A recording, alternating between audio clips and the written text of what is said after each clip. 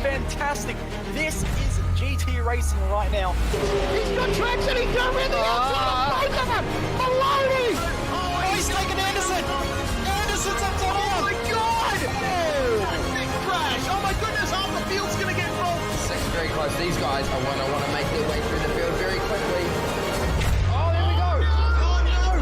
That's massive! This is it! This is over! I can't believe this! Oh my God! God, what?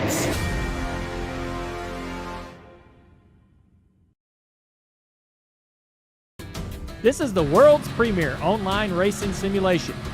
iRacing puts you in the driver's seat from your home computer with the most realistic online motorsports experience you'll find anywhere. Race virtually in the world's biggest events with officially licensed series, cars, and tracks. From the high banks of Daytona to the blistering speeds of Indianapolis, the dirt of Eldora to the world's most legendary road courses. It's all here, and with more than 180,000 people just like you already driving, you'll always have someone to race. Ready to get behind the wheel? Sign up at iRacing.com to get started.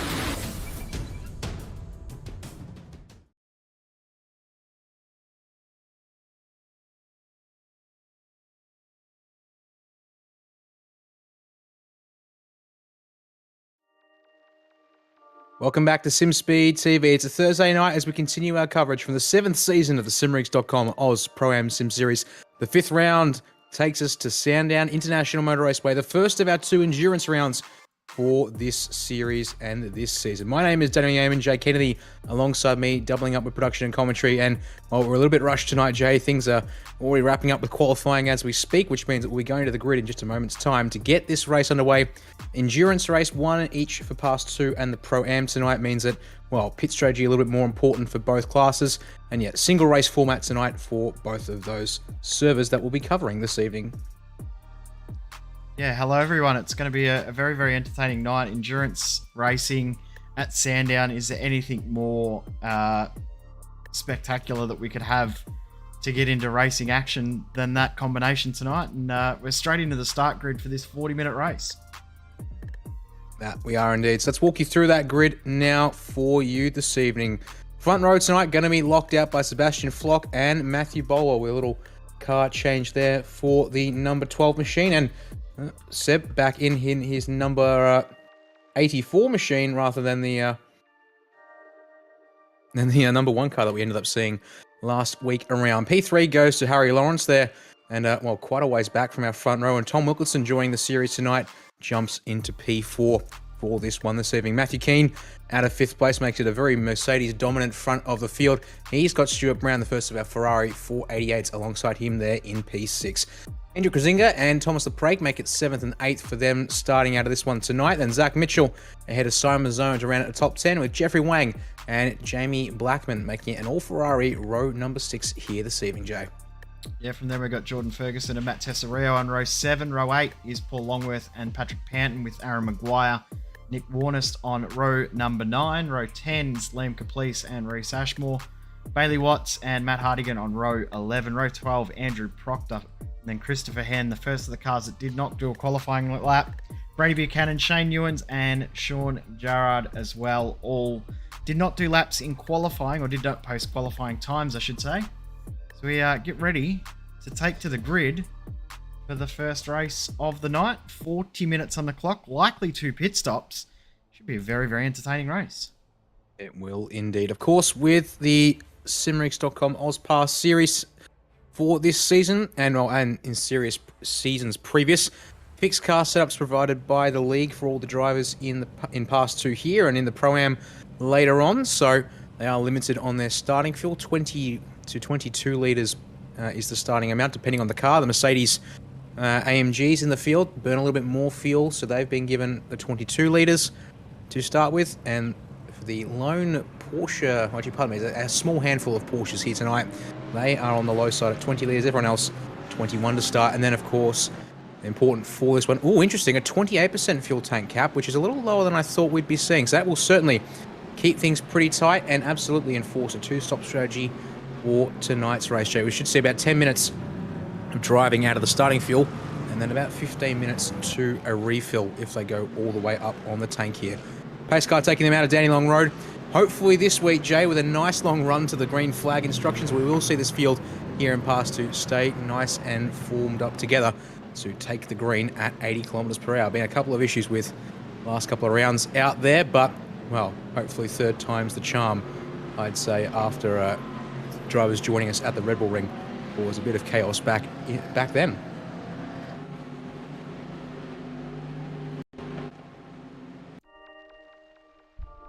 Yeah, fingers crossed we see everything A-OK for tonight. Long hold for the green flag, but we are about to get it. And they're just about to get it. And there they go away. Green flag flies. And pretty clean launch. There we go indeed. We are underway here for Pass 2 in the 5th round of season number 7. Into turn 1 we go here. 2-3-1 action. Stuart Brown though around on the exit of turn 1 in the Ferrari 981. He's the first victim, unfortunately, there, it would seem. And then, as the field up through 2, 3, 4. Oh, no! Wilkerson, the 959, spins it on the curb as they come up the hill now. And he's got to watch out for the rejoin there, parked on the outside of the track. That's going to be a painful wait, having started right at the front of the field. But your front 2 drivers on the grid tonight, Flock and Boa, well, I think, to be honest here, showing that they probably shouldn't be in the Pass 2 category on pure pace, as it were here. Jay, as they stream down into Dandenong Road, and already a healthy margin of about 2.5 seconds from second back to third here as the rest of the field streaks down into Dandenong Road, and the fight there for P3 actually currently busy. Thomas LeBrake there, the 113 Ferrari eats all of the curb at the penultimate turn there, gets away without a slowdown, Jay, but he's got Matt Keane now really hustling for that run into turn 1 here. We've heard from a few drivers that there's a very big difference in how much curb drivers can take depending on car. Mercedes can absolutely chew them up. Audi's got no curb popping ability at all, and the Ferrari somewhere in between. So we're going to see a little bit of difference in regards to lines and different pace.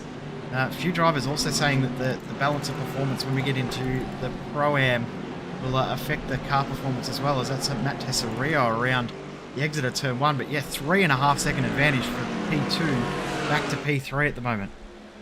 Yeah, we can see that there. There is the train starting to form.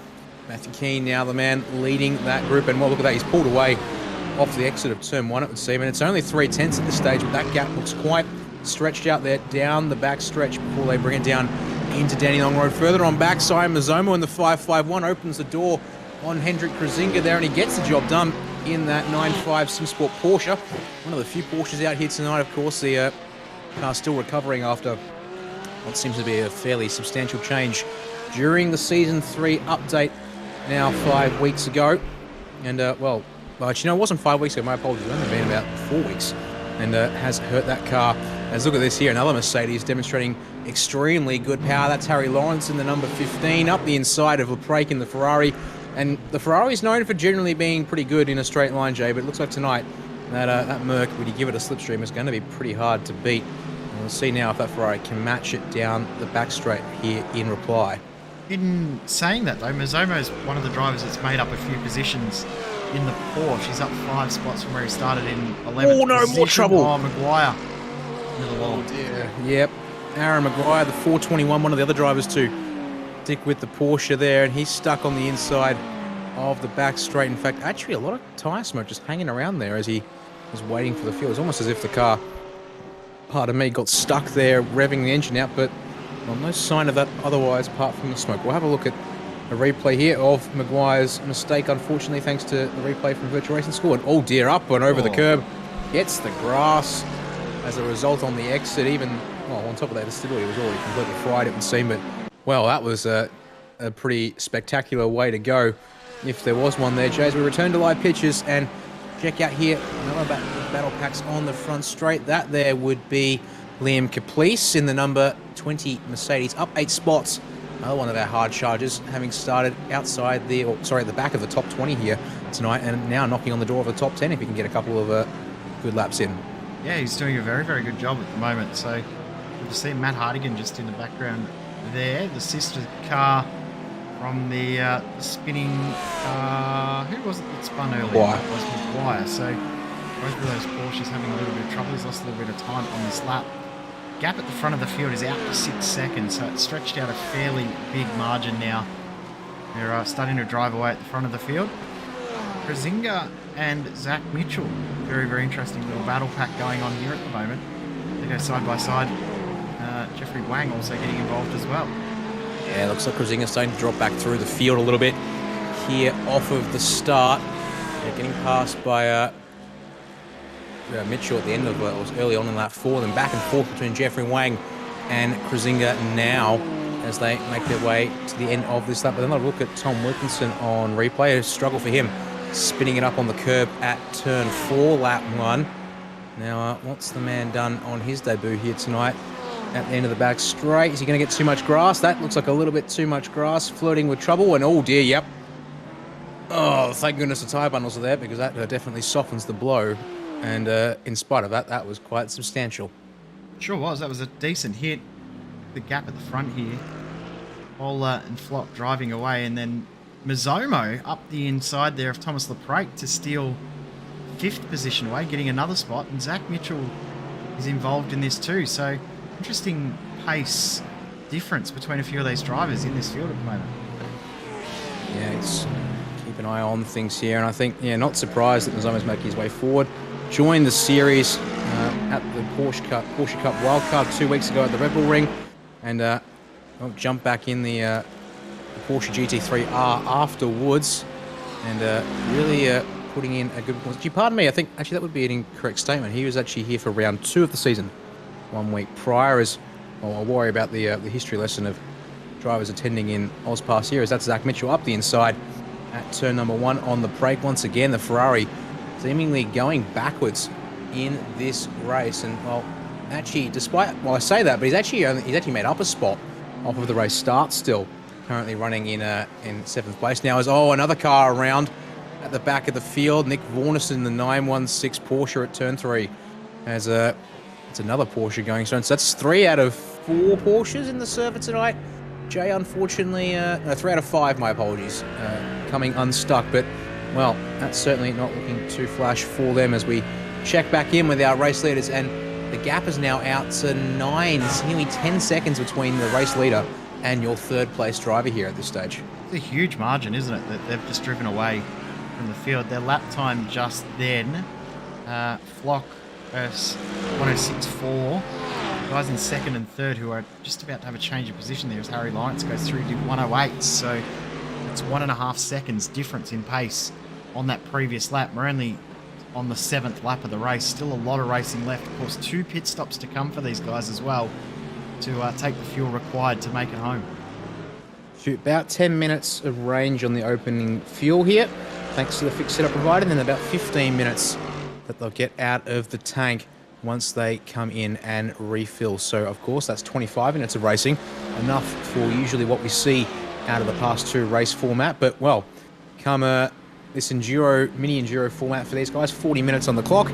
That's certainly going to need another top up to make it home. Checking in with one of our groups towards the back of the field here, currently fighting over 18th place. It's Stuart Brown, Bailey Watson, Reece Ashmore, and all Ferrari line up here. And unfortunately, in the back half of the field as we go on board with Waltz there, currently middle of the group. As that's a bit deep under, breaks it down in Dandenong Road, nearly runs up the rear of Stuart Brown, but he's just able to pull it up by, well, I think taking a bit of a trip to the gravel to avoid contact, and unfortunately that sees him drop now into 22nd place. And, well, he's down at Dandenong Road. Here are your race leaders. They're about 2/3 of a lap ahead of him, which means that any more mistakes could see him go a lap down in the not-too-distant future here. Just had Nick Warnes come into the pits as well after his little whoopsies that he has had. So he's come in, used his spare car, one of 3 that the drivers have tonight. And he's back out there. Battle for 3rd is starting to get quite heated between these guys here. So Lawrence and Keane, we saw changing position not that long ago. Mizomo and Mitchell have absolutely broken away from Thomas LePrate, and they're now in this fight for 3rd position. That they are indeed. The question is, can they get through Matt Keane and then get on with the chase? Because Harry Lawrence looks to be starting to pull away, has reduced the per lap deficit to the race leaders to just about 1 second per lap. Whereas, well, up behind Matt Keane, it was almost 2 seconds a lap. Unfortunately, that's 38 Mercedes there with that Vodafone paint job. Definitely struggling a bit for lap time. A 106.4 for your race leader last time round as well, Jay. Fastest yet in the race. As up the inside of the Prate goes Jeffrey Wang, one of the other Ferraris here tonight.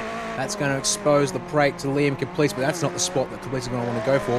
Can he set something up over the curbs? Maybe, but no, he'll have to line up for the end of the back straight down at Dandenong Road, it would seem. Let's see here. Zinger's lost another spot. He has indeed. That is a good point to make. They're losing the place to Jamie Blackman in that number 13 Ferrari. So another driver who's starting to stumble backwards here, a little bit out of form, I would suggest, but looks at the qualifying order. Definitely not what people were expecting here tonight. You see side by side, Jay Stewart, Brown, Matt Hardigan. Brown in the Ferrari, Hardigan in the Porsche there. Brown might have the advantage here at the top of the hill, but can Hardigan? No, Hardigan's going to swing around the outside. Brown backs out with the self-preservation on the cards there to make sure they both get through down the hill there. Nice and early in this race, all things considered. Makes some sense there. And look at that, Harry Lawrence, a bit of a bad lap, Jay. Back into the 108s for him as well. Nearly 2 seconds off with race leaders once again, although Flock and Bowler out in the race lead there, just a little bit off paces. That's Caplice indeed up the inside of Thomas Brake. Looks to come across there and make sure that job is well and truly sealed. But yeah, another Ferrari stepping backwards in this grid order, or in the order at this stage. As first driver down to take a scheduled pit stop is going to be Matt Hardigan in the 999 Porsche there, Jay. One thing we haven't talked about is tyres. It's highly unlikely anyone will take tyres because the time lost versus the degradation of the tyres. But of course, the GT3 tyres have had a little bit of an adjustment over the past little while. That's off the track there, a little bit wide for Sean Gerard.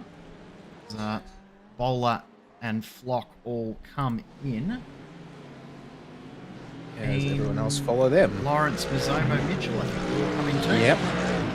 So there you go. 10 laps out of the tank of fuel, just over 11.5 minutes of driving there or thereabouts. And so they make their way down the lane to take service here at Sandown for the first of 2 expected pit stops. Matt Keane, though, well, maybe that explains his lap pace being a little bit off here, Jay, because he's going to go at 1 extra lap. Unfortunately, trouble at the back of the field for Aaron Maguire at Dandenong Road.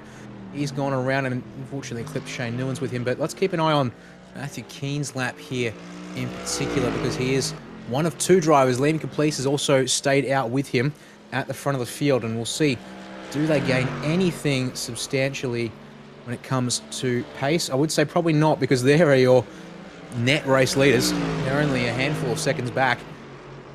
Filling the tank there, 12.9 seconds in the box. They will be pretty much flat to the floor, I would think, in this race tonight. They're only 10 seconds back from Liam Caplice, so yeah, not a huge amount of time that's been lost in the pit stop phase. In comes Keane, in comes Caplice, I'm sure. Yep. And no huge surprise there. So that's everyone in to make their first pit stop. See where Keane comes out in comparison to Mazzomo, who's probably the car that he's most worried about at this stage. Yeah, there's a nice little gap there that might just be Mercedes size for Matt Keane. That's where he was when all these guys came into the pits. But what can Mazzomo do about it? A little bit deep in the penultimate corner. Won't help his run per se onto the front straight there. And Harry Lawrence looks to be checking out quite nicely. But Keane's out of the lane. Lawrence goes past. Here comes Mazzomo. He will take that spot back. And Zach Mitchell will get him too. So the overcut not working here in the initial phase. And Jeffrey Wang up the inside is going to get the job done as well there on... Yes, indeed. On Matt Keane just there. And unfortunately, Bailey Waltz there, the 74 Ferrari, was towards the back of the field at this point, now down in 24th place and a lap behind your leading group of drivers, as there's the job done for Jeffrey Wang. And Matt Keane, unfortunately, started 5th. Actually got up a little bit, got up as high as 3rd in this race. Now tumbling back to 7th, though he is in the slipstream. We've seen that Merc be strong. Look at him gaining at the top of the hill, but not in a position to do anything about it. Although he is on the clutch over the top of the rise. So really going for the fuel save gambit here in this one tonight. If he can hang on to the back of the field with the toe with the slipstream in that Merc, Jay, he might just be able to pick up a couple more spots if he's able to save meaningful amounts of fuel with the clutch coasting at the end of the back straight, and maybe down here into turn 1 as well. I'm going to jump on board and listen into this Mercedes at the back here. The other advantage he's got too is the next pit stop, he doesn't have to take as much fuel. So he's going to gain some of that time back. Of course, an extra lap means he's put in a tiny little bit more fuel, around about half a second more fuel than most of these other drivers.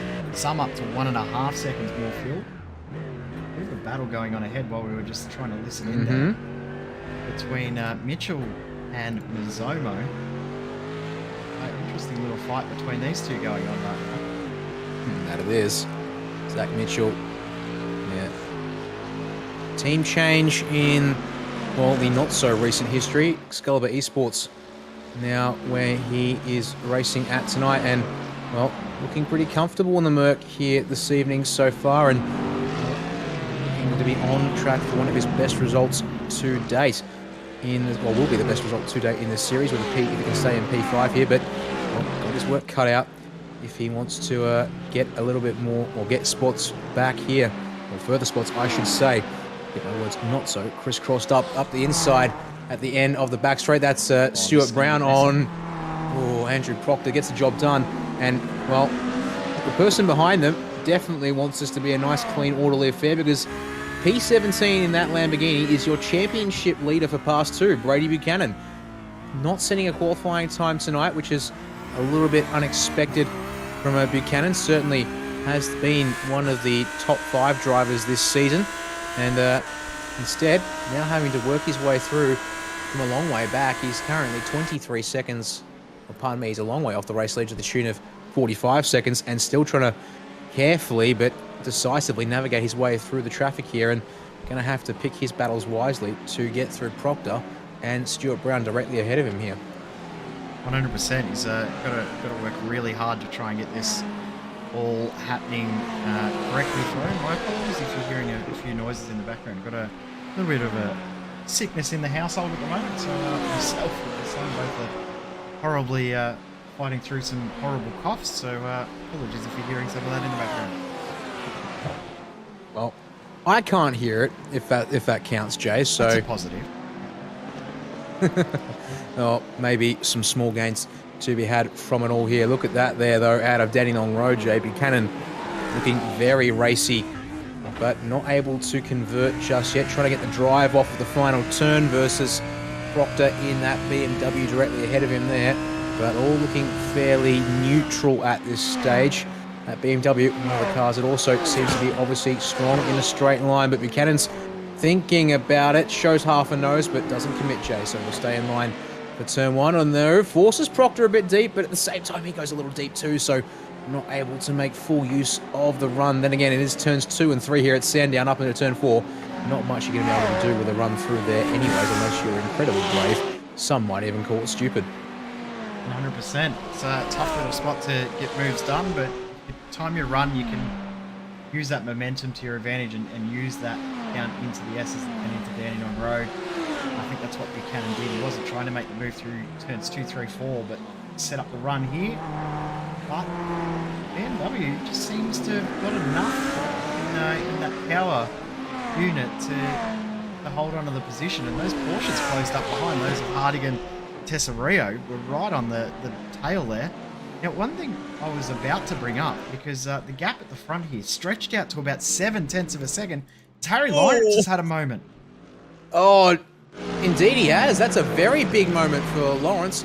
Dropping out of P3 all the way back to P8. The car looks undamaged for now, but, well, we'll have a look at it on the replay thanks to Virtual Racing School here. Lap 16 of the race.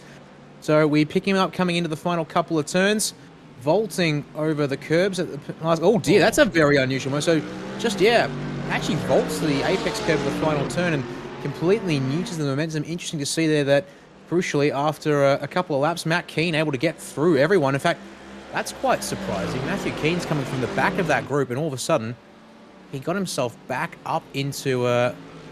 Let's actually rewound the replay a lot further than it should have. So. Ah, okay, right. We'll see if we can pick that up again later on. Yeah, we think we will have to indeed. I'm just trying to make sense of the timeline of events. Mizomo past Lawrence. Lap 10, so that's a few laps ago. Yes, that's quite a few laps ago. In fact, yeah, there we go. That's more like what I'm expecting to see. Mizomo leading Mitchell, leading Wang, leading Keane in this group, and in fact, Harry Lawrence is behind them all. Just see, I can pick up what happened to him here while you stay on pitches. And oh, this isn't looking too good, Jay. I'm on board with Lawrence, and it's up through turn 4, and he's done exactly what Wilkinson did on lap number 1. Grabs the grass on entry, and well, you can say goodbye to car control when that happens there. And pick it up here. And that's tyre smoke, and yep, that's what happened to Lawrence. That's the lap we were looking for there. Unfortunately, we were focused on Matt Keane. Let's see if we can get it. Third time's the charm, we say here at SimSpeed TV tonight. This is looking like what I want to see. So, got that gap back to Mazzomo there in the Porsche and P3 up on the curb and over the curb. Grass is not your friend on the brakes, and then has to park it up and wait for this group of cars to make their way around turn 4. Rocks back in behind Liam Caplice there. And, oh dear, Thomas the brake on the radio. Sean Garrard all of a sudden with a iRacing black flag. Garrard has already been in a tale of woe, and it looks to be something completely unrelated as Garrard was exiting the pits. And I think he jumped on the brakes off the limiter a bit too early, but we'll worry about that later, because back to this battle pack. Matthew Keane now runs in 6th place, still holding in behind Wang and Mitchell, and Clutch coasting once again here. End of the back straight down the hill to Dandenong Road. Brings Liam Caplice into the picture with this group of cars by not pushing along here, whereas Caplice certainly still keeping the foot in it. And well, look at that there. For your front 2, the leader Sebastian Flock, little wide through turn 1. Matthew Bowler gets a bit dicey underneath him there, but while these two boys are working together, I can tell you that much for certain. So no surprises there that Bowler does not look to make any kind of desperate moves into turn 1. As oh dear, 918, that belongs to where are you, Reese Ashmore, back down in 20th place. Here comes the battle pack for 3rd. Liam Caplice up the inside of Matt Keane. Keane continuing with the fuel safe, thankfully there. Ashmore keeps it off the road as the group makes their way up through turns 2, 3 and 4 here. On board now with Jeffrey Wang, the first of the Ferraris in the train, trying to ride with Zach Mitchell, but that Mercedes in the slipstream here, Jay, tonight, got to be probably one of the best cars, it would seem, for straight line power. That car will not be caught thanks to the tow it's getting off of Somazomo. More trouble out of turn 1. They're up to 2 and 3. Hendrik Razinga, the next one involved, and that doesn't look too good there at all. Let's have a see an off-track moment for Krasinga at turn 1, it looks like, according to my timing. But the replay, thanks to Virtual Racing School here, Jay, will tell us more. May have gone back too far again. I'm having some issues with my PC syncing up properly tonight, so it's in a couple of... Yeah, this isn't the correct lap, so we'll come back live and we'll see if we can get it later on. 19 apparently the magic number that we'll need for the number 3 car when all is playing ball later on. I have to say the battle for 3rd place is continuing to heat up because, well, it's still a 5-car fight. Matt Keane still playing the long game there at the back of the group, but the Caplice is through there on Jeffrey Wang in the meantime. So that number 20 Mercedes now up 14 spots, and well, he'd love to make it up to make it plus 16 to his name at the end of the race. Meanwhile, there you go. Change for the race lead, and on lap number 20 for our leaders here. And we get it on the replay thanks to Virtual Racing. So down the hill. Oh, that's a little bit interesting there. Matthew Bowler in a bit deep at Dandenong Road, puts the nose in the bumper on Sebastian Flock, and well, actually no surprises there. He's going to give that one back straight away. Basically, next opportunity there once they've cleared the traffic. As another Ferrari around. Is that Bailey Watts again in the 74? It is indeed. And that's not great because he's just off the racing line, but barely, so he gets it straightened back up. But he's got to get that car back up to speed for good measure. As we check in with our lone Ferrari tonight here. It's Jordan Ferguson behind the wheel of the 21 machine there, but he's getting past Thomas Leprake. Leprake continuing to slide backwards now here, Jay. Again, another driver we're just seeing not able to convert, but unlike the case of Matthew Keane, who we know is committing to a fuel-saving plan here to try and undercut drivers he's racing here tonight. Leprake just seems to be missing a little bit of pace. Currently lapping in the 108s, but that time around a 109.4 for him, thanks to having to concede that spot there at the final turn, and just looks really off the pace there through the opening couple of turns. 100%. Really struggling at the moment. Excuse me, this battle at the front continues on as it is. They've stretched it out now to a 23.5-second lead. As here comes Liam Caplice looking up the inside and then the outside, and now it becomes the inside again. Zach Mitchell. Mitchell and he a little bit wide. Mitchell's going to lose too. I wouldn't say he even ran Mitchell wide. It was a bit of a back and forth there, but just completely forced a mistake out of Mitchell. They're trying to over-defend. Oh, a late cut across to cover off Matt Keane. He's not too impressed by that kind of late reactionary moves, and well, fair enough. I have to say, oh dear, he just goes straight on, does Matt Keane. So, completely destabilised there at turn 1. Lou drops off the back of the train. Harry Lawrence goes, well, that sounds like my time to shine here, as he would love nothing more than a chance to get back into a bit of slipstream. And, well, Matt Keane now 1.2 behind Zach Mitchell, who's dropped into 6th place. And as we run on board with Harry Lawrence, he's only 8/10ths back from Keane, so he'll be getting a nice bit of tow from this distance up the hill. Now up to Jeffrey Wang. So he now rides in 5th place, completes in 4th time. Mazomo has gotten a bit of a breather there in 3rd place in that 551 Porsche. What can he do with it crucially? I have to say, with Caplice's pace at the moment, how long until Caplice is on the gearbox of that Porsche? I would say no more than a lap or 2 here at the stage. But also critically to think they will be coming to the end of their fuel tank in the next couple of minutes. So can Caplice get there before the pit stop, or will he have to settle in coming into the lane from P4 at this stage? Yeah, I reckon we're looking maybe 2 laps before they're back in the pits. That's wide for Wang, and he's going to lose the spot here to Zach Mitchell. That spot he just gained. He's going to lose it? No, he's going to have to defend it with a good bit of a run, but not going to be able to get the spot. So Jeffrey Wang making mistakes. But now Mitchell makes a big mistake. Oh, And boy. side by side for the lead again. It's all on everywhere. Wang goes wide at turn 1, able to recover it before Mitchell gets a chance to get through on him. Then Mitchell makes the mistake at turn 4 as they make their way up the hill. Matt Keane now looking to get in on the action here. Side by side, there was a lap car on the inside to boot. Keane on the headlights again, so maybe something happening there as well, but they stay as they were. But look at this here for the race lead. Bowler gets the job done at turn 1, clambering over the exit curb as well, and I think Flock is going to be happy to let that change position there, as the first driver to take to the pits is Matt Hardigan, but he's joined by Liam Caplice and Jeffrey Wang on this lap. So there we go. Drivers getting their final pit stop complete nice and early here, and Wang, first one, just gets into his box to start his final stop. It'll be Caplice, the first one out of the pits. 15.8 seconds for the number 20 Mercedes. That seems a little lengthy here compared to what we saw in the first stop, and indeed it was. Jeffrey Wang a lot better at 13.8 seconds, but Caplice stays ahead, but not by much, as the race leaders come down to the final turn. I would think in that case they will probably be in here. Indeed they are. Bowler appeals for the pit lane. Flock is going to follow him straight on in, and they bring their cars in with no fuss there. So look at that there. Caplice and Wang, the first ever drivers to pit from the leading groups, barring your race leaders. They are almost a lap down as a result of that early stop. But, well, leaders in.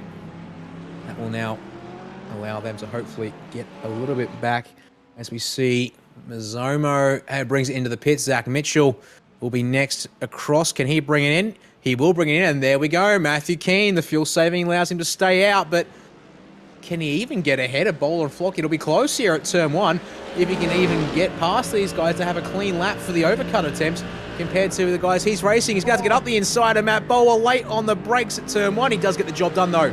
Nice and clean there. Bowler apparently flashing the lights. Not quite sure what the motive is there. I mean, maybe the indecision there, I think, from Keane. He's probably not too happy about it. I don't think Keane knew whether he should have went for the move or tucked in behind, but I think the right idea was to go for the move. But I think Keane as well, he's probably still got 2 laps before he needs to pit. I mean, we saw 1 lap extra in the first stint. Think about the amount of fuel saving he made. So he's probably still got another lap. Bowler thinks about throwing it up the inside, couldn't quite do it. This little battle pack here has added an extra element that I don't think Bowler and Flock would have liked. It should be inconsequential to their gaps. That's how big it was.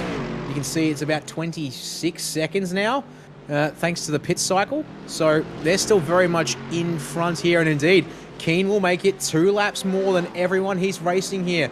That kind of fuel saving is going to be worth about 4-5 litres, and that should be worth at least a second or 2 stationary here tonight, as Bowler up the inside at turn 1 he goes, and Keane is not fighting that. He backs out nice and early to get a nice line through turn 1, but he splits our race leaders for the moment. Does Bowler try and run away here versus Flock, who now has to try and time a position and a move to get this all set and sorted, or does Keen able to use this to his advantage here? Low fuel, get the slipstream up the back stretch here at full speed. Flock's on the headlights now, saying it's my turn to get through. Matt, let me go, please. As in fact, there they go. They're going to tuck in behind a lapped car. It'll be Andrew Proctor in the 380 BMW to get back across the race line. Matt, and this could be a bit interesting. Proctor, though, he's on the brakes in time. Gets out of the way of the top three as they make their way down the hill on the Dandenong Road, and Flock, well, just in behind here, but this is the kind of buffer margin. Look at that there. Bowler immediately opens up 0.6 of a second. Flock continuing to flash, asking Keen to get out of the way, but, well, it's not Keen's fault that he's a little bit slower than Matt Bowler tonight, and there we go.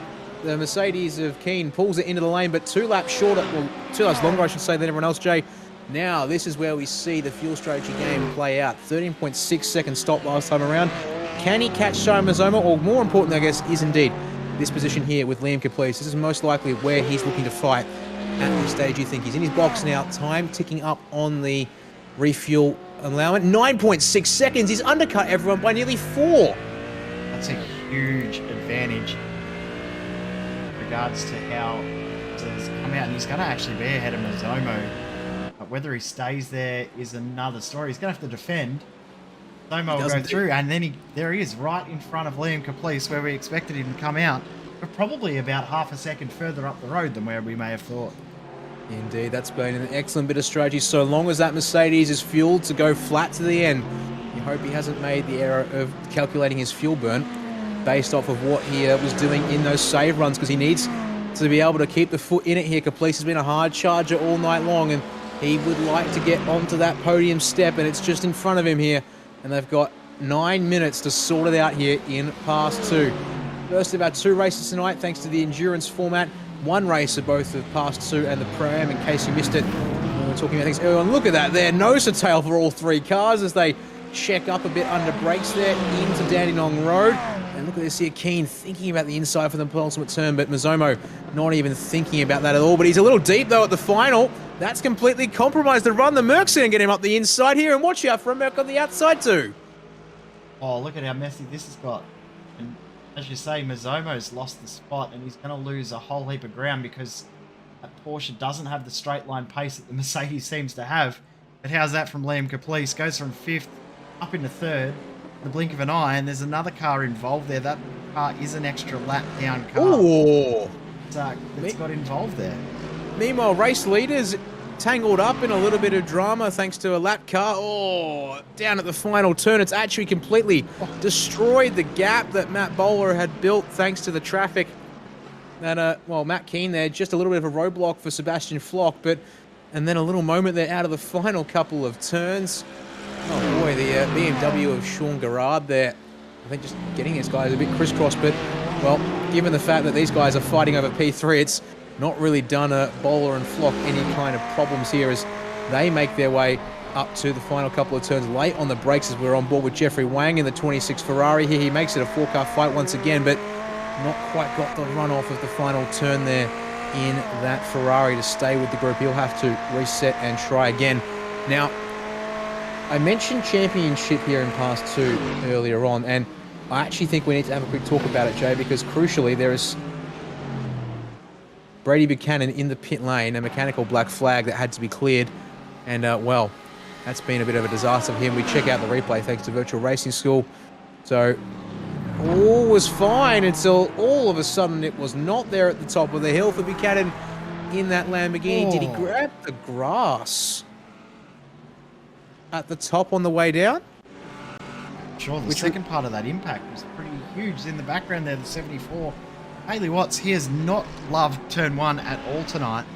And I also want to apologise to Jeffrey Wang. I said that it was a 3-car fight. Wang is in that fight making a 4-car fight. This is an intense battle. And the next battle pack behind is also intense between LaPrake and Jamie Blackman. Jordan Ferguson has broken away from those guys. But this battle for 3rd, 4th, 5th and 6th is highly intense. And it'll be the fight for 3rd through 7th if we're not before too long. Because that's Zach Mitchell in the background of shot. He's making his way back to this group of cars, closing them down at a couple of tenths per lap. You'll need a little bit more if he wants to make a proper effort and go at it once again here But if these guys keep fighting, particularly Caplice and Keen in the Mercedes here, and that just backs everyone up into them later on as we check out 3 wide almost there. A couple of Ferraris, LePrake and Blackman going past one of our lap down cars. I presume that'll be Reese Ashmore there. Would explain things as look at it here on the back stretch, Jay. Lap traffic could make things a bit dicey, but we're going to have another side-by-side run up the top of the hill here. Keen on the outside once again. He's got to be careful. No, he brakes and pulls back in line as Mazomo is able to close the gap as a result of that. Can Mazomo do anything about it? He's over the curbs, but no, he can't, but he pulls it up, and Keen has a moment at Dandenong Road. As in the background, that's Zach Mitchell getting tripped up by the traffic, I think. Oh, just when I just said there a moment ago that he had a chance. It's Wang and Mazomo bump doors there through the final couple of corners. It's getting all kinds of elbows out here. 5 minutes on the clock. We're going to have another 5 laps here thanks to the leaders being so far up the road. We might even get 6 at this rate, which means that these guys have got a lot of racing still to sort out here. I'm okay with it. It's been great to watch. So the more laps we get, the better, because the racing has been so intense and so entertaining. The only downfall from that little hiccup we just saw there, it's broken the lead 4, so the battle for third, the 4 cars in that group, into 2 separate 2-car battles. Hopefully they can continue to stay in the fight the whole way through. Liam Caplice and Matt Keen have broken away from Mazomo, who has Jeffrey Wang thinking about a move coming into the S's. Dangerous to try and make a move late going into the S's, so you've got to set it up, get the run into Dandenong Road. Not able to do that either.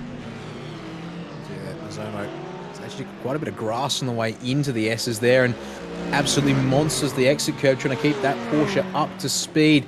Now, I can quickly inform you, Zach Mitchell was catching this group of cars nice and steadily here, but unfortunately for him, took a dive up the inside of lap traffic at Dandenong Road and wasn't able to make it stick. Unfortunately, lap traffic includes, well, Matt Tesseriro is not quite traffic yet, but will be soon enough. Actually, pardon me, he is lap traffic. Everyone up to P14 is lap traffic to our leaders at this stage. And there you go, Mercedes locking horns once again here for third place. Keen trying to set something up here on Caplice, but not able to do it through 2 and 3, but it's a nice run into turn 4. Is it good enough for drive off of the turn? It looks like it might be, but Caplice has enough of a margin there off of turn 4, and it would be an absolute send from Matthew Keen. I think he'll be all right here unless Keen can set something up down the hill into Dandenong Road here, and he's looking for it, I think, as we check back in with your top 2. Bowler and Flock decide to start putting on a bit of a show, perhaps.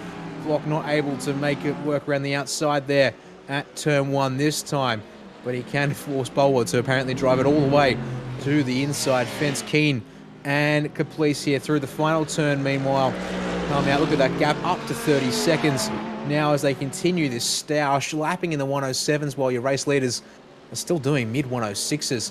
They're not that far off of their best pace in this race. The guys here at the back, they're certainly picked up the pace for the most part as well as Caplice. That's a little deep through turn 1, Liam. That's going to be a lot deep through turn 1 there, Liam, as Keen tries to find a way through, but there isn't a move there. That's going to completely compromise the run through turns 2 and 3, though, surely. Now through turn 4, does this give Mazomo and Wang the option to get through? As Jeffrey Wang's had a moment there at turns 2 and 3, and oh, that car is unfortunately very, very damaged. And Zach Mitchell, I don't think he intentionally put him in the fence there. I don't think he knew which way to go, but what has happened here? Oh, we'll have a look at the replay real quick. I think it's unfortunately just up behind Simon Mazomo. Oh, just all kinds of wrong over the curb at turn 3. And that finally takes the pressure off Mazomo. He might have a chance at catching the 2 guys. Can you stay on the replay? Matt Keen had another go at it here at the top of the SSJ, and he almost sent it well and truly around the outside, but not able to make it stick. Have to get in so narrow and not able to make it. He's almost flirting with the track limits there over the top of that curb. Has to tuck back in line for Dandenong Road though, and well, if we get back to live pictures, they've got traffic ahead of them as well. Now Matt Tesseriro, I think. And yes, the 25 Porsche's had another moment and is now in front of them here. That might just hurt Caplice's run. Actually hurts Keen a bit. Maybe a little bit distracted there. So Tesseriro out of the way, gets back in the power. He'll be off on his own business there, but well, boy, one more lap to go for these guys because our race leaders are have taken to the white flag, I think this time by. Can't say for certain. We'll have to wait and see. They might have actually got across the line, Jay, in time to sneak us in another lap after this. So Keens might have one chance, or one lap of chance to do it, because there you go, it's 6/10 down into the final couple of corners. He's going to have to make some magic work here, but he might just get 2 laps to sort it out here. Yeah, no white flag there from Barney, so we've got Good one point. more lap, 1 and a bit laps to go. See, Keens still fuel saving. yep. I've just heard him run on the clutch into turn 1, so as I was wondering might happen, and well, hoping he hadn't done, because that would put him in a tough spot here at the end of the race, but unfortunately Matthew Keane, in undercutting with the fuel, or going long, fuel saving in the mid part, has refueled and now doesn't have enough fuel to go with Caplice there in P3. So going to be a mistake from Caplice to change that up, as your front two take it across the line to take the white flag from Barney here. And talk about basically using up all the allowable race time plus 1 lap then. So they're going to try and sort that stoush out between the two of them, and Matthew Bowler holds the upper hand. As look at that there, the fuel saving from Matt Keane is bringing Mazomo in with a chance. If Keane drops back any further, and he's already 1.5 off of Caplice, says, oh my goodness, how much curb you want, Mez? Up and over the phone. Oh no, Caplice! Caplice in the wall, final corner. We'll get a replay of that post-race, because have a look at this for the lead. Well, probably had the pace, but just not quite the road. And now, it looks like Bowler's going to hold on. Oh, what can Flock do here? Off of Dandenong Road we come. 2 more turns to navigate for your race leaders here in pass 2. Bowler shuts the door, gets back to the racing line, but he's a little deep in. Can Flock get the run off the final turn? No, he's not going to be able to get the drive off the corner of the curb. He's not his friend today, so Bowler's going to lead Flock across the line for a 1-2 there. And they, finish with basically nothing in between them at the line.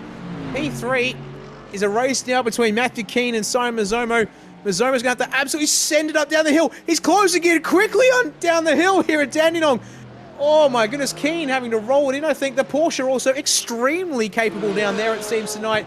But having to stomp on the anchors was Mazomo. I don't think he's got something here for Keane. If he can pull it up and out of the turn, I think Keane's coughing out of fuel, but Mazomo's going to get P3. Oh my goodness. And that saves us from getting a full Mercedes lockout as well. What a race this has been. Will across the line. I was going to say, will Zach Mitchell and Harry Lawrence get there in the end? It is still on for 8th position here too. This is Blackman, LaPrake, Panton and Stuart Brown still going at it. Who will win this battle? Looks like it's going to be Blackman, the run off the final turn, able to cover it off from LaPrake there as they go across the line side by side pretty much, as Panton then follows them across. It'll be Stewart, and he takes the final place in the top 10 tonight there for pass 2. And, your last couple of drivers make their way across the line on the lead lap, and, 12 cars in the end are the drivers who finish on the lead lap of this one. We'll run through your results quickly here tonight, because we do have ourselves a Pro-Am race to get to in just a second. Matthew Bowler takes it from Sebastian Flock. Not much in it, though, a 10th and a half at the line between those two drivers. And then, from there, it was sunlight back to P3. Simon Mazomo, the man who takes it home there at the end of it all tonight getting it home there without having to cough it across the line. So that works out in his favour. But 36 seconds back from your race leaders. Matt Keane holds on for P4 despite running out of fuel there. And then it's Zach Mitchell, Harry Lawrence, Jordan Ferguson coming home in 5th, 6th and 7th. And that group of Blackman, LaPrake and Panton also followed home by Stuart Brown. But there you go, rounding out your top 10. And Hendrik Krasinga, I should say, Jay, there rounds out our drivers who've still finished this one on the lead lap tonight. Yeah, that incident for Liam Caplice ends up putting him back to 19th position, officially 2 laps down, but ahead of him is Paul Longworth, Matt Hardigan, Andrew Proctor, Matt Tessario, Jeffrey Wang and Brady Buchanan. Disappointing night for Buchanan. That will change how this championship looks after tonight. Nick Vornis rounds out the top 20. The rest of the field, I'll quickly run through these as we get ready for Pro-Am. Shane Newens, Reese Ashmore, Bailey Watts, Sean Gerard, Aaron Maguire, Tom Wilkinson, and Christopher Hen. Hannah unfortunately did not take to start. Wilkinson out very early. I don't know if you've read or seen this yet, but he actually has damaged his hand during that incident. He has cut his hand through his glove with the paddle as he hit the wall. Well, no, I had not noticed, not been notified of that one there. Where did he write that? Because In the YouTube chat. that's why. That explains a lot. I didn't think to open the YouTube broadcast this evening, so disappointing. And I mean, if well, anyone could damage their hand through a glove, it would have to be Tom. yes, that is indeed very That appropriate. is very, very much a Tom injury. Yes, after knowing him for many a year, and well, hearing some of the things he's done to himself, that one is not much of A lot a of it not surprise. safe for broadcast. Yes, some of the medical tales that man can tell. Certainly best keep them off the Good air news this is evening, to say the we're least. not far away from getting pictures from the Pro-Am race server, and we should actually be able to watch qualifying for maybe a couple of minutes before we get into the race. With it being a non-heat format, we'll actually get to see a couple of laps because the hard cut will not be in place. That is very true indeed. Well, fingers crossed then that things come through on our end just in time. We're probably talking a matter of seconds. We might actually only be catching the checkered flag and anyone who's on a final lap. But we'll have to see how things play out. In a moment's time, I'm also jumping into the session, but I think a very interesting night there, Jay, in Pass 2. If Bowler and Flock once again showing that when they don't screw up the starting format, and able to therefore, there we go, feed comes through from our session night. And indeed, 1 minute on the clock here for the Pro-Am in qualifying. That will work out quite nicely for us, I dare suggest, in terms of being able to show drivers on their final laps here in the session. Your pole time, a 106.05 in the hands of Kobe Williams there in the 994 Vendaval Sim Racing BMW. And, well, unlike Pass 2, of course, the AusPass rolling balance of performance is most certainly in effect here tonight. And, well, look at that there. A lot of drivers already done with qualifying and not able to get a lap done in time. A couple of drivers out there, including Kobe Williams, will have a chance to go one more time around. And the other drivers out there will be wrapping things up on this one, I dare suggest. So Williams is going to go 14th lap in qualifying here. One last time around the block. We check in here, though, with the number 79, which is Alan Holderson, currently running back in P5 and looking pretty solid there. He's our second non-BMW car in the order tonight. Up and over the curbs for him. He has the fastest Sector 1 in this lap, but oh no, he has to abandon the lap, so an off-track it must have been somewhere earlier on. That's unfortunate there for that car because personal best Sector 2, fastest in Sector 1 as well, but well, no more out of him tonight. And well, unlike the Mercedes domination of Pass 2, Jay, it looks like BMW looking to be the better car. Our first Merc is currently back in 8th place in the hands of Jeff Connell, as Matt Catalone, unfortunately, makes a bit of a hash of the final turn. He will have to abandon that run and hope he stays in P10 for this race start. Dale Carpenter about to come across the line to complete his final lap qualifying. 20 laps in qualifying. 19 laps, I should say, just about to start the 20th. He's in 14th position. Luke Fitt finished his. Daniel Cheney, who, from memory, was not running Mercedes last round, was he not? He was driving the Ferrari. Cheney was in the Merc at Barber last week. Okay. I'll shut up then, because I know nothing. Well, he may have. I'll have to go and look and see if I can find a car change request from Daniel Cheney this season.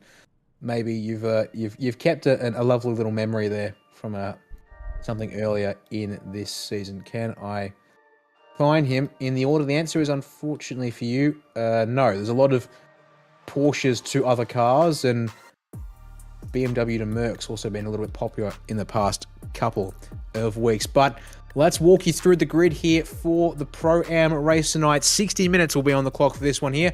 And, well, going to have the same fuel limitations indeed So this is going to be quite interesting, I think. Kobe Williams will be taking the pole position, though, here for this one tonight. He's got Danny Davison alongside him, a return to form for the 788 driver.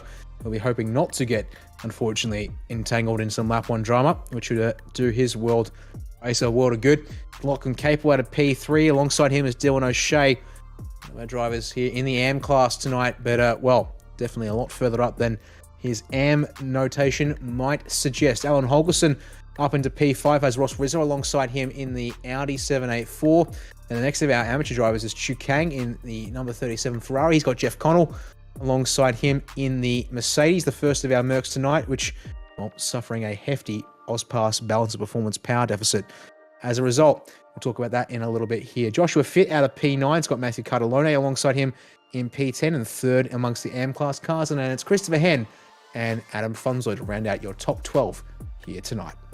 There we got Matthew Johnson and Dale Carpenter on row number 7 in 13th and 14th. Pitt and Graham Smith, Daniel Cheney and Aaron Raccanello. Raccanello a little bit out of sync with the rest of the pro drivers. He's in a field of AMs in P18. P19, Matt Andrews with Ben Jeffrey alongside him. Then Brandon Levin, also pro in amongst the AMs. Daniel Hill, 22nd. Nick Wood and Sam Lehman rounding out the top 24. 25th place tonight will be in the hands of Derek Audie. He's got Ben Pollock alongside him in 26th place. Rob Hill will line up behind them in 27th. Nick Bottrell alongside him in 28th. Adam Jepson out of 29th has Phil Audie alongside in position number 30. And then it's Hilton Booth, Hamish Munro, Nick Buxton, Simon Dwyer, and Wayne Hewitt to round out your 35 cars here for the Pro-Am this evening. Hewitt, the only driver not to set a qualifying time. So that could certainly be interesting here. Well, the past two got the race start procedure right. Pro-Am's been pretty good about these things, I'd have to say, and we'll hopefully see that pattern continue once again here tonight as the cars make their way down the hill. And now the question is, coming back to what I was going to say a moment ago, is the rolling balance of performance here that the AusPass admin team continued to apply. Here it is. So things looking pretty rough for the Mercedes. The favorite car of many a driver in past two in the Pro-Am, but crucially here in the Pro-Am, the feature race results last week were very good for the Merc. It's now down 3% on engine power compared to other cars. BMW down to 99% engine power along with the Audi, as these guys need to get the formation sorted out here. As, oh dear, there's a bit of a gap forming just inside the top 10. It's Chu Kang who's leaving the space, but we'll worry about that later because 1 hour on the clock here for the Simrigs.com Oz Pro-Am Sim Series from in Sandown. The Enduro gets underway. Here we go, green. And look at this here. They're trying to find a way through as Lachlan Capel on Kobe Williams, but he's defended to the fence already. And that's tucked back in line as Danny Davidson wants to look after the outside line. Oh, 4 wide into turn 1. Someone goes around. It's Bonzo in the Merc, and that's going to cause a traffic jam as the cars pile into the turn. Oh boy, we're getting busy here as Capel through to P2 on Davison here, but Kobe Williams is checking out quite nicely as a result. More drivers trying to work their way through turn 1 there, and looks like the late starting gantry for Sandown here has caught out drivers in both Pass 2 and the Pro-Am. So it's a different kind of problem, and perhaps a more welcome problem in terms of not having to worry about, drivers jumping the style that we've seen in the past couple of weeks. As unfortunately the decal's not playing ball there on Dylan O'Shea's car. I think I know why, but we can worry about that afterwards. As well, he now has the white and silver with a hint of grey Simrics.com DPR BMW there for us tonight. He is still, though, the lead AM class driver, but down a couple of spots into P6 as Jeff Connell's made a massive jump up to P4. Jay here on the opening lap of this race, so he's down 3% engine power, but he's certainly putting what he's got left to good use here in this opening lap of the race. 100% he is. My apologies just for a couple of little tech issues with the graphics. We'll get that sorted in a minute. But yeah, Connell doing a very, very good job. When we were listening to a few drivers doing some testing earlier, we thought the BMW would be strong in the Pro-Am, but Jeff Connell's got the Merc fired up, and the Merc will probably come good later in the race as well. So just because we don't have too many up the front at this stage, I think watch this space as the race continues. Lamborghini, though, of Danny Davison's probably the surprise packet right now.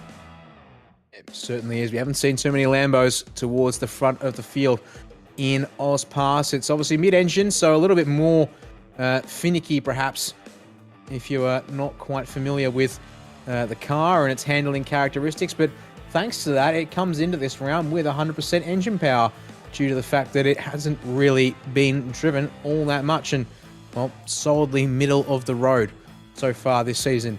If you could give it more engine power than 100%, it technically would have that currently, according to the BOP regulations, as that's a little bit dicey there. It's Joshua Fitt trying to get past Chu Kang, and he does indeed get through there, as Kang's had an absolute shocker of a run through turns 1, and meanwhile behind them, oh boy, that was Dale Carpenter forcing the door open on Luke Fitt in that Audi R8. It also exposes him to Christopher Hen up the inside potentially here, but side by side up the hill, and the Audi in the slipstream able to outrun the Lambo in clean air, as Hen though is going to half keep the nose in but has to pull back out at the top of the hill, and so Fitt will hang on to that spot there in the 151 Audi, but he pulls in a bit deep there, so that's going to leave him exposed a bit to the final couple of turns, but again, able to get the car driving out of the turn nicely enough and hang on for the time being. As, a slow car. That's Chu Kang parked up on the inside there, so second fastest AM-class driver here tonight in qualifying has pulled his car to the inside, and something not right with the steering there. It was wobbling back and forth when I jumped on board for a moment. He takes that car back to the pit lane. That is true. Racanello came in there from towards the back of the queue, but 8.5 seconds stop, opting for a very interesting strategy play here, perhaps, by the looks of things. We heard that maybe there's a possibility that some drivers will have to do a 4th pit stop. So if you are thinking that you may be short on fuel, getting out of sequence is not necessarily a bad idea. Yeah, slipstream obviously valuable around here, but given the way everyone's packed up and currently racing, especially if you're in that mid-pack and the drivers are doing 108s, 109s, and you know you can go faster. It's trouble for Christopher Hen. Meanwhile, he's around at Dandenong Road, as well as Luke Fitt in the 151 Audi. Those two were nose to tail on track a moment ago, Jay. That cannot be a coincidence. Now, the fact that they're both there... apologies for some strange stuff happening with the stream tonight. There's something definitely happened there between those guys. It's no coincidence, as you said, for that to have happened as it did there. So we'll see if we can pick it up. So that there is Joshua Fitt in the Mercedes. We want to jump back to the Luke Fitt in the Audi. 2 cars back, if we can, at the bottom of the hill. So they come on down. There we go. So as they were last time around, and Hen's a little deep, Hen's a little bit deep. That's going to be over the curb.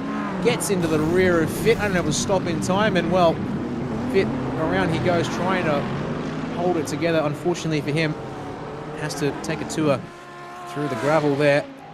As Hen really fly that one in deep. And now, look at that there, 31st place when he was last across the line. And, well, that's not going to do him any favours there. Back to live pitch as we go, as our leading drivers continue their way across the line, and, well, just looking here to see who, if anyone, all lined up as they were. So tonight, same fuel tank restriction here for the Enduro as we see in the sprint rounds, which I thought was going to be a little bit different. As a memo up the end, oh my goodness, that's a dive and a half there from, that would be, how would that be, similar to DPR car? That might be that's a lap down car that was come up to. So that'll do it. Rob Hill, who's pitted out of sequence with damage, is coming to get a spare car, and away he goes. So it's causing a little bit of a mischief in the pack, which we saw in past 2 as well. So Rizzo lost out a little bit in regards to time. Now it's Cardelone right behind him, but not able to get a move done. So off of Dandenong Road they go, those guys, and, well, trouble ahead of them, just meanwhile into the final couple of turns. Holderson's around, and it's going to block the track here. Everyone runs into each other. Actually, the biggest winner is going to be Joshua Fitt, who arrives on the scene just in time to come out alongside them. Dylan O'Shea in the pit lane has his left rear completely obliterated by what happened there. Boss Rizzo's got a mechanical black flag as well, having run into the back of them. So, my oh my, it's come absolute bedlam here as up the inside goes Cartalone. That's a dive and a half as Rob Hill's minding his own business and gets put into the grass as a result of that all. Gee whiz, it's getting busy here. We're not even 8 minutes into this race. It's crazy, isn't it? These guys do remember that it's an hour race. Wowee. That was a big moment too, and it's going to cause a little bit of controversy within this group. The replay right now. That looks to be... Oh no, a lapped car! The Audi of Nick Bottrell perhaps there, I think. Yeah, the 225, and look at them just pile on in. Wow.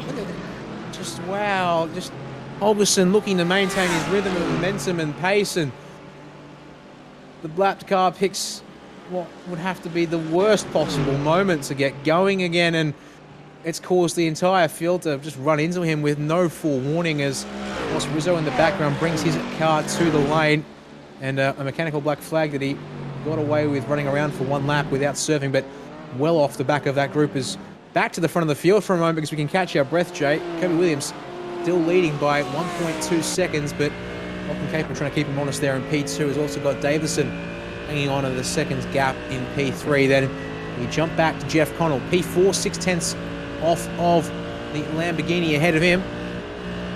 And into the clutch goes Connell down the hill, so... I mean, are you surprised by that? No, I'm not surprised by that, I suppose. But if you missed coverage of Season 6, Jeff Connell was running in the McLaren MP412C, and well, some of his fuel-saving gambles certainly worked out a treat. One stops race at Sonoma Raceway last season when everyone else did a two-stopper, and as a result, able to come up through the field and win that way. It was certainly a miraculous bit of driving from him there.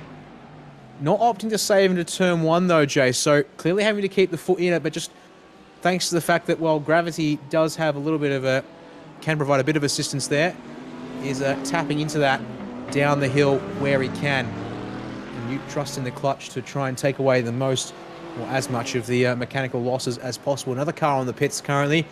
Adam Funslow in the 32 Mercedes there is stopped in his box, and that looks to be one of our first scheduled pits in this race. 12 seconds of fuel for the 32 Mercedes as looks like Chu Kang just returns to the pits. So horror night for that car. Oh, wow, this once again is, oh my word, we've got ourselves all of the lead lap cars on the left of the screen, starting with Daniel Cheney as they have lap traffic to negotiate there as well. I think traffic hits tonight, drivers coming unstuck early and pitting early as well. It's causing all kinds of bedlam around here because the track is at best a 2 wide circuit, I'd say, Jay. Maybe 3 to 4 wide down the front straight if you're feeling really ambitious, but it seems like we're catching traffic in some really nasty spots that these massive packs of cars aren't all that comfortable dealing with. As a moment for Lockie Capel at turn 1. He loses P2 to Danny Davidson. Kobe Williams has checked out to 2.3 seconds ahead of Davidson in all of this, as well as Dale Carpenter, the next man into the pits for a scheduled stop. He's also joined by Adam Jepson, who also gets some damage repair. But there is your race leaders, and a little moment at turn 1 for Capel. Not much, but enough to see him lose P2 and 4. Actually, that's quite a substantial loss there for him out in the grass, but able to gather it back up there. So down into turn 1 here. Unfortunately, just in a bit too deep there in that BMW, and oh boy, could have been a lot worse there, but comes back on track and gathers it up just in time to... went off in sympathy in the background too. Indeed he did, and unfortunately Chu Kang, well, he's had a bit of a shocker, also disconnected from the server thanks to some connection problems, but he is back out there and racing once again, but a long way down on your leading lap drivers. So Williams into the pits, Davison into the pits, Capel, Holgerson, Fitt, Johnson, Smith, Wood, Andrews, Audi, Hill. Funnily enough, the cars that have gone through, 3 Mercedes... They're the cars that they always seem to go through, each week. 3 Mercedes, 2 BMW, well, a BMW and a Ferrari, in Jeff Connell, Matthew Cartalone, Brandon Levin, Daniel Cheney, and Sam Lehman, all able to stretch the tank an extra lap here, which, well, in this race here with an hour-long event, we know the cars can do about, well, we can see here 12 minutes maybe with a bit of fuel save. So up to about 26, 27 minutes here, and indeed he was. And despite the fact that they had a pretty similar pit strategy, that's been interesting too. Danny Davison actually had a better pit lane delta than Capel, but Capel come out ahead.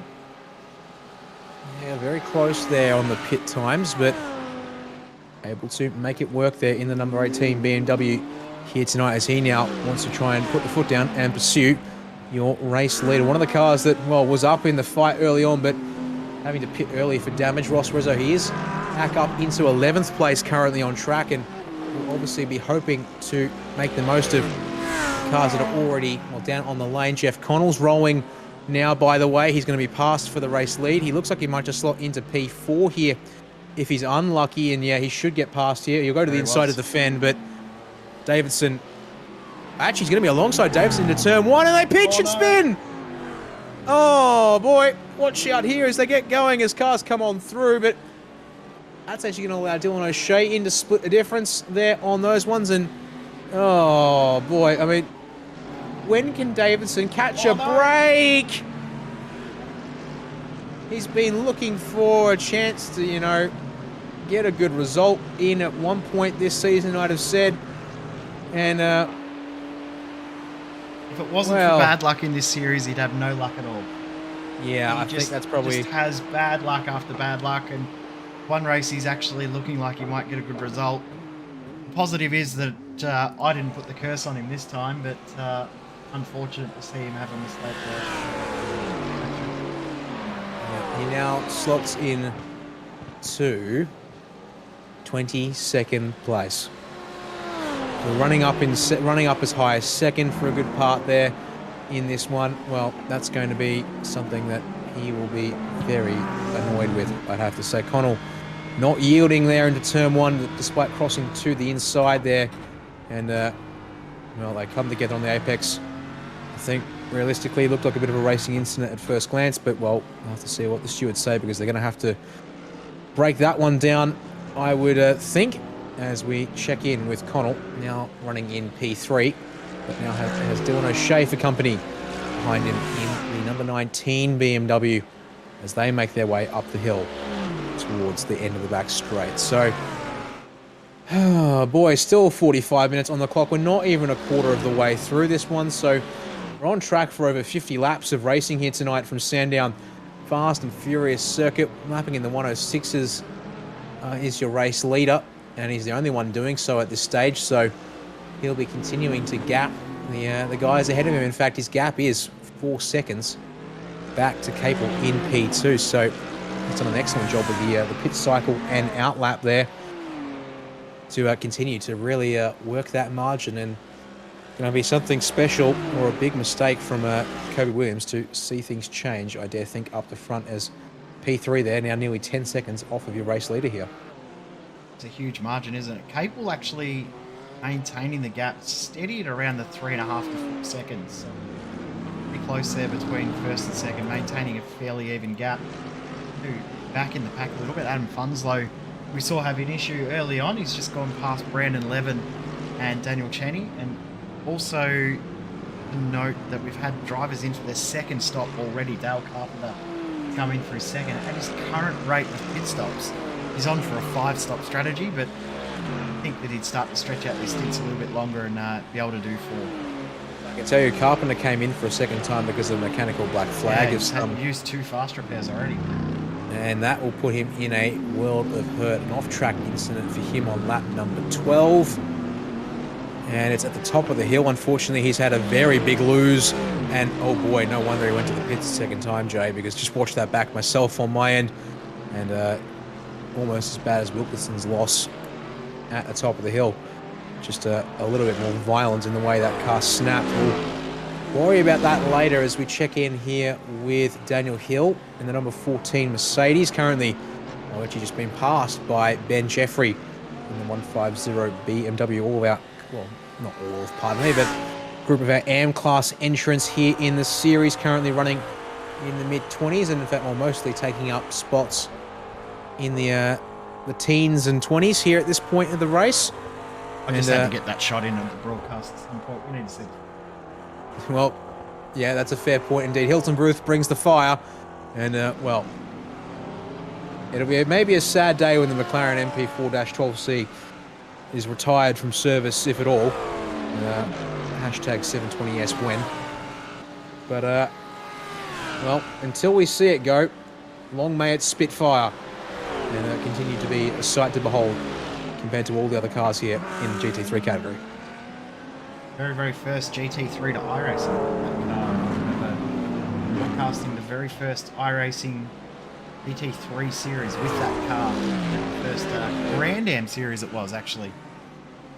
Yeah, HPD, the McLaren MP12, MP4-12C. Been a brilliant car on the service, and it will be sad when it goes, but I think we're all realists and know that it will. The flamethrower will have to be retired to go camping with a bag of marshmallows. And this is a very good fight. Booth's doing a good job of holding on. Like, this car does not have the pace of the others. I think everyone would admit that, but he's doing a very, very good job to hold on to this group behind. He is indeed. Would you believe that he actually changed into that car this season? What is he doing? He's definitely an ambitious man. Can we get a mental health check on him? Let me see. Or am I getting my things wrong? Apparently, my apologies. I got that wrong there. He had, I believe, Nick Wood. Well, Nick Wood is the one driver who was also in the McLaren. Yeah, he's gone away from it. He decided it was too much trying to kill him each round. After the first 2 rounds in the GT3 cars, he then declared that he was setting fire to the flamethrower. So, you know, I suppose in any case it might be a more explosive combination, and well, he ended up, as you can see there, in one of the more popular picks, the BMW M4 GT3 did Nick Wood. Derek Audie, that's the man I was thinking of. Derek Audie was the other brave man. He switched out of the Ferrari 488 into the McLaren. So that, I knew I was right. I had the wrong person in mind. So there he is in the simrigs.com backed machine. Number 88 car, and in fact actually making some good progress in this race and keeping that car clean as far as we can see at this stage. But well, that's a brave man to step out of the Ferrari 488 into the McLaren. But well, all the more power to you, I guess, with the permitted car change available to all drivers here in AusPass. Checking back in with Adam Funslow, currently now 1 spot down from where he started this race after the earlier dramas for him, but looking to get a good run. In fact, Aaron Racanello going to answer that for him there. Brings it down into the pit lane, into his box to take his second service of the race. Now, he brought it in early last time around, so this isn't too surprising as, trouble for Hilton Booth. He's gone off at the final turn. He's going to let the 2 guys through that were racing him back there in the 20s. So, unfortunately, that fight is over, and they almost collect each other. Jeffries and Hill. They're up the road a little bit from Booth now, who has to slot in behind.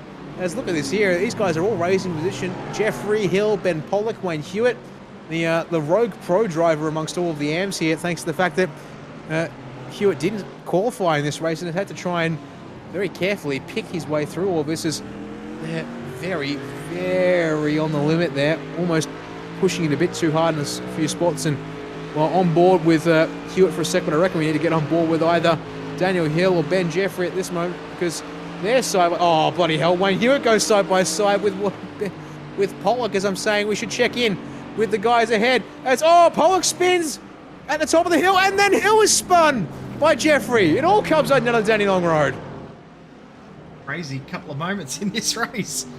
But Hill and Pollock both around. We can see Phil Audie's also, it's like he's up through there as well. So, been all sorts going on in this one. It's been a crazy race, hasn't it? Also, Ross Rizzo, we've got to remember, Ross Rizzo, Dylan O'Shea, who will need to pit out of sequence here. I've just been doing some maths in my head, so this could be wrong. They're 3 laps short from making this a 3-stop race. So they may have to try and fuel save it and do the Jeff Connell strat here. Well, yeah, indeed. 3 laps short of making it to the end of the pit window with the guys who have the fuel. We'll have to keep our eyes on things because we can run the maths once these guys run out of fuel. They should have about 15, 17 minutes in the tank around here based on what we saw 17 in minutes past. should be about 15 laps, yeah? Yes. Oh, well,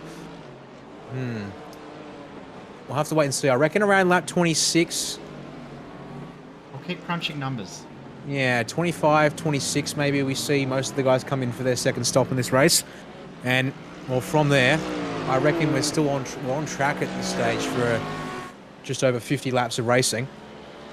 Yeah, I'm still seeing 54, the predicted numbers. They're probably 53 by the time we see pits. Right, so, well, that'll be important to note then. So a 53 lap race, given the time loss to the multiple incursions down the lane, will cause.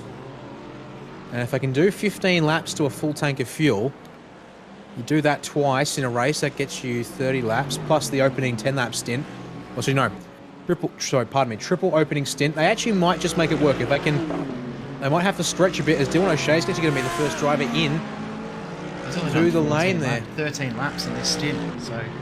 I reckon this might be an undercut here, because if you can do 15 odd laps per tank, actually, if he's done 13 laps, that's actually important to note there. Was he one of the guys who came in early, was he? Yeah, he was. Remember, he got a meatball flag and then that's a good point, Rizzo yes. continued on an extra lap. He did, yes. He very much did, indeed. Now, Cartalona's the interesting one, because remember, Cartalona's just come in. He went long and did an extra lap this stint. Well, that says a lot about... Although, he's just come in and used his second fast repair. Maybe there's more to that. Maybe. I don't see anything recently for Cartalona that would indicate he had picked up some substantial damage, but there's been a lot of stuff going on as of recent as well. So this is the critical thing here. End of lap 7, start of lap 8 for Ross Rizzo. Did he come in just late enough that he can make it with a 3-stop race? And if the car can do 15 laps to a tank, then he's good. If it can't do 15 to a tank in that Audi, I think he's in trouble. Got to do 2 more laps, at least, in this stint to be okay.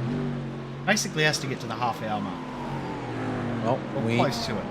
Close to it, yeah, because it won't, given the short lap count around here, the lap time here, it'll still be about 33 minutes on the clock when he brings it into the lane. So, eyes open, wide for the TTR Audi there. Currently running in 5th place and still in a decent spot here. Tucked up the rear wing of Joshua Fitt currently in the 59 Mercedes. Just listening to Rizzo's car now. No sign of a fuel save down the hill or the end of the back straight there into Dandenong Road. So I think he's committing to the pace at this point of the race. And we wait and see if he can, make it to the end from here. $1 million question. No, he's in. Okay, this is interesting. So he's done 15 laps in this stint. 14 laps, I should say. Come in at the end of lap 8. Lap 7, start of lap 8. He's coming in at the end of lap 22, start of lap 23. All right, that Audi might just need to find an extra lap of fuel saving to make it home because, 3:14's only going to be 42. You add on the 7 that he did earlier on, that only gets you to 49. And that sounds like Rizzo. A 53 lap race too, so there you go. Four laps short if the Audi can only do 14 laps. So ball's in Rizzo's court now. Can he save the fuel and make it work to stay on strategy? But definitely sounds a bit dicey there in terms of capacity. So we'll keep you updated on that one there, folks, because one of the drivers who's definitely been and was in contention for the championship last season, certainly looking to stay in the fight for this season, but a rough result here at the Enduro won't help matters as we check out the other fights here up and down the field. One of the other drivers looking to try and recover, Danny Davidson here, up to 15th place now, but still a ways back from where he'd like to be, as that was Rob Hill, unfortunately, in the number 14 Mercedes there, has had an absolute shock. No, pardon me, not Rob Hill, Daniel Hill. You're close. I had Daniel even selected, but I saw Rob's name flash past him. Turn 1. That's Rob there going down the front straight. As so trouble at Daniel Roy. It's been a very expensive off-track incursion there for him. As Adam Jepson, the next one down onto the lane. He last pitted at the end of lap number 9. It looks like. Actually, yeah, very interesting one there. No, Cable's, sorry to cut you off there, Dan. Cable lost around about 1.5 seconds a couple of laps ago, but he's gained half a second back in the last 2 or 3 laps. So he's definitely pushing, and now comes into the pits. So ultimate strategy for him.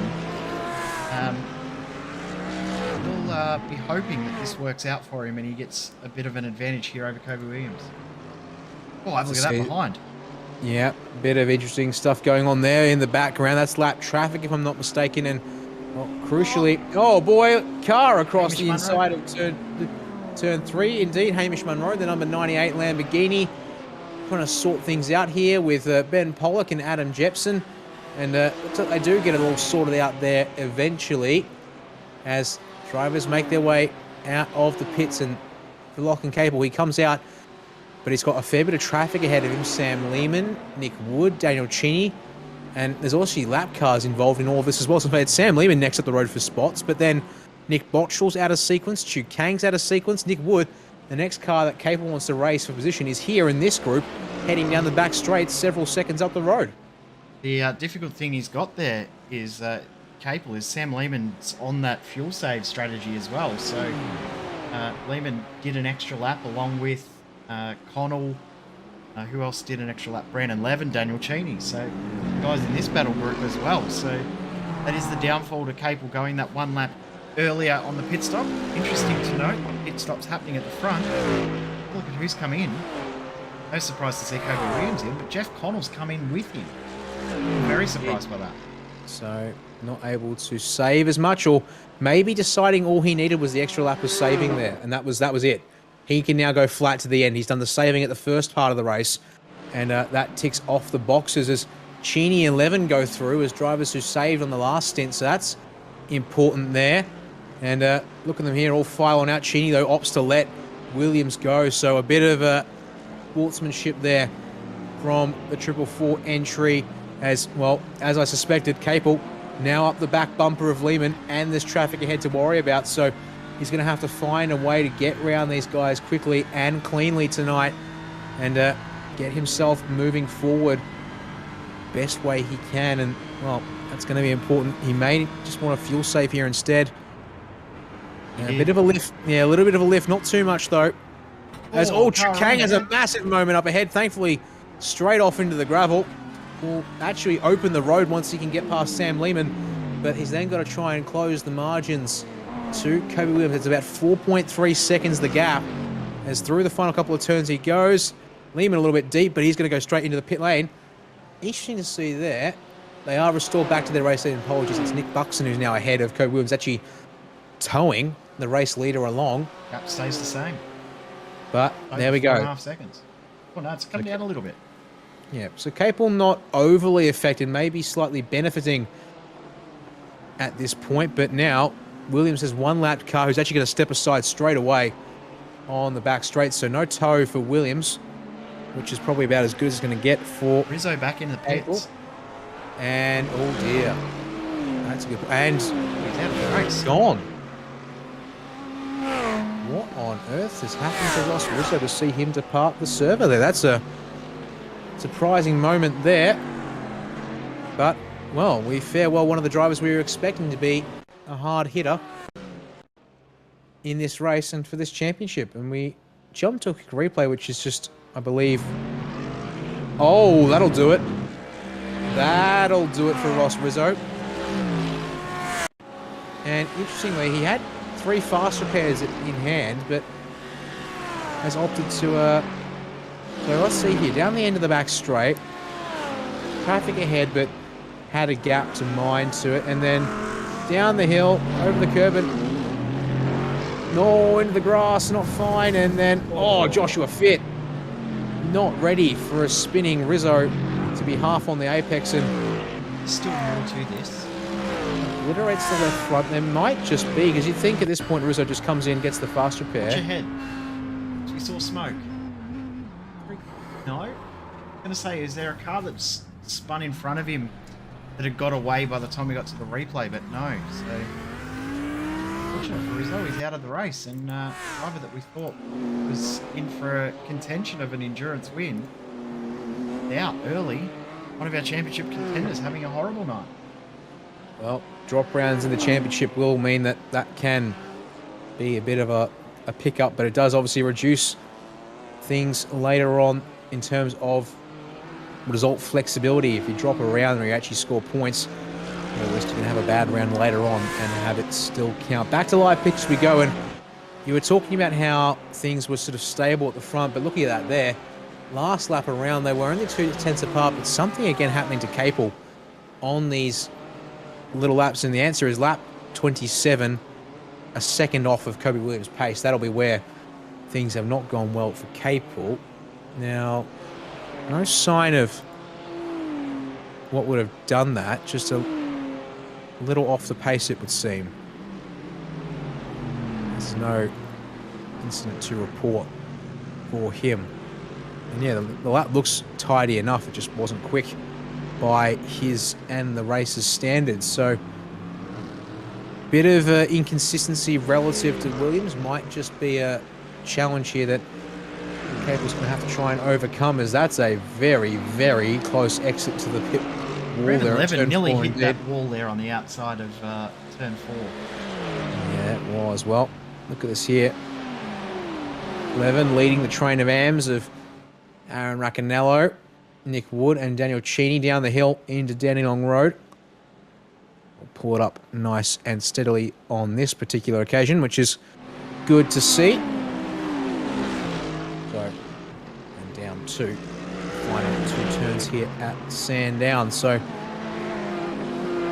well, race now finally calming down a bit, Joe. I feel like I can actually catch my breath and try and start processing everything. We've only just gone past halfway, though. And we've only just gone past halfway, yes. That's the thing. All of the chaos and fireworks in the opening 20 minutes, it seems. And now finally 15 minutes of relative calm. I say that, and then there's a car off in the grass there, front of shot at turn 2. That's, Chu Kang as we're on board with. Oh, that's why. So lap car there. Bottles up Chu Kang through turns 2 and 3. Bottles up Brandon Levin at turn 4 to the point where Racanello tries to pull out from the exit and get up the inside, but he's not able to make anything work there. Jay, he's going to have to try again at the end of the back straight, but that's going to be very ambitious. They are, of course, racing for outright position, but at the same time, the Pro and the AM classes do score championship points independently for the most part. There is the OVR overall tally just to keep a check on where how drivers are scoring, to make sure that AMs probably who should belong in Pro and vice versa perhaps, but more so the promotion rather than the relegation side. But, well, look at this here. That's bottled up that group of cars there. So we jump on board with the 444 Mercedes and Daniel Cheney here in 15th. I'm surprised to see him move up the inside at the end of the front straight. No, he's actually backed out of it early. Daniel Cheney, remember, he's on the alternate fuel strategy race than the fuel save race. Driver that pitted last, or 2 drivers that pitted last out of everyone. Leading this group, Brandon Levin. And just behind this group, Sam Lehman. They only pitted 4 laps ago, so they're on the alternate strategy. Also pitted 4 laps ago is Dale Carpenter, but he had to come in and use his 3rd and final fast repair. He's not having a great night. Chu Kang has also used his 3rd and final fast repair. That's certainly not what you like to see. It makes you wonder if maybe guys are accidentally using up fast repairs, because the way you clobber the curbs, you will be picking up a bit of splitter damage if you're particularly aggressive in some spots, perhaps. Could be as simple as little, like maybe a fast repair being used like that, because yes, there's certainly been a lot of chaos and big accidents to keep our eyes feasted upon here tonight, as Racanello brings it down for the 3rd time into the pits. Remember, he was the first to pit, so no surprise here that he's going to have to do a 4th stop. Yeah, he now has to commit to a 4th stop strategy as yes, indeed. Inside, but fills the tank all the way up, 13.5 seconds for him. But yes, one more stop to come from him, whereas everyone else still only has one more stop. At least that's what they would like. We'll have to see if any of the guys who came in on lap 24 will be struggling. In fact, the only driver towards the front of the field who's really going to be struggling, actually there's two. Dylan O'Shea and Matthew Cartolone. They both pitted on lap 20 of this race. We're currently on lap 33, or at least our race leader has just started lap 33. So O'Shea possibly in this time by, maybe one more lap out of him. Same for Cartolone. If that happens, well, we expect these cars to have 15, 17 minutes of fuel that they can take on board. So that would put him at least 3-4 laps short of making it home, I would think. Remember, O'Shea had to pit with that big checkup. Saw from the incident for Alan Holderson through the final complex of corners. It's forced O'Shea onto an alternate strategy just to clear mechanical black flag. Interesting too, just looking at who's used mechanical black flags. Jeff Connell has also used two as well, so he's taken one at every stop, and I think that might be like what we were saying before. I mean, if they all know that they have to do 3 pit stops, you've got 3 fast repairs, you can use one and it not affect you. That's a little mistake there from O'Shea. Loses a little bit of ground out of the final corner. He's going to lose the draft down the front straight. Yep, that's been somewhat costly by the looks of things there. And yeah, it might just be drivers keeping one spare in the bag, at least those who are not getting into incidents yet, and happily using up the other 2, fix up these minor dings and scrapes, and maybe also be a bit more aggressive with curb usage and light car contact, and accept it's going to be part of the race. And given that the stints are fairly short, you're not probably going to be losing all that much time if you strategically damage the car, as it were, perhaps. So that might be something that these drivers are accounting for with the strategic decisions here. Checking in with Joshua Fitt and Alan Holgerson, currently running there in 5th and 6th. Of course, these guys all involved in the massive pack-up and incident earlier on. In fact, Joshua Fitt was the driver who snuck on through. Wasn't. He missed it all and gained about 5 spots. Yeah, Fitt was the first man on the scene after everyone had checked up and the space opened up. As, there we go, O'Shea into the pits 4 laps earlier than we thought. But Cartolone, okay, he's going to try and squeeze one more out of it. Edge another lap out of the tank. So if he can do that again, he might just be on the realm of possibility. But even then, I still think he might be a lap or 2 short in that case. But well, look, short course track, 2 long straights. Never say never, I guess, when it comes to the fuel saving and fuel management around a circuit like Sandown. The thing about this track is there's lots of flat out 100% throttle sections. The positive is during the draft, those 100% throttle sections can become prime fuel saving opportunities. So if he can come out behind someone on this after his pit stop, he could find himself in a good recovery position. Of course, Cartolone and O'Shea were the leaders in AM, so they find themselves shuffled down just on strategy that hasn't fallen their way. And Matthew Johnson, who is currently now 2nd in AM as Cartolone comes in, now finds himself the leader. He's the only one in that lead group that was on the normal strategy. So he and Graham Smith will look like they'll fight it all the way to the end for AM. Yeah, Matt Andrews 7 seconds back from Graham Smith as well. Might also be in with half a shot, but that's also very dependent on things really going a bit sideways, I should say, for the guys ahead, as Danny Davidson up the inside of Nick Wood at turn 1. This is a good recovery from Danny. Able to get that job done without too much fuss, and now knocking on the door of the top 10. Next man for him to get by is going to be Brandon Levin in the 99 machine. So there goes Cartolone out of the lane. 12.9 second stop for him. Yeah, I wonder if that'll be tank full, but 19 minutes on the clock and change when he would have left the lane. He's only done 15 laps max to a stint. He's going to be at least 2 laps short. So I think, unfortunately, he will be assigned to the 4-lap strategy. The race leader here, Kobe Williams, up into turn 4, has to dive to the apex to avoid Ben Jeffrey, who's taking the lawnmowers tour around the outside of turn 3 and turn 4 there. But thankfully that doesn't hold him up all that much. Back in though with the Fit Holderson fight. These guys Fit and Holderson both came to the pits 1 lap earlier than the majority of the field. So that might be interesting in terms of fuel security as well, because it'd be close. They'd have to save, but they might also be in a bit of a bind as Luke Fit brings it down to the lane for his third stop. That might just be on the margin there.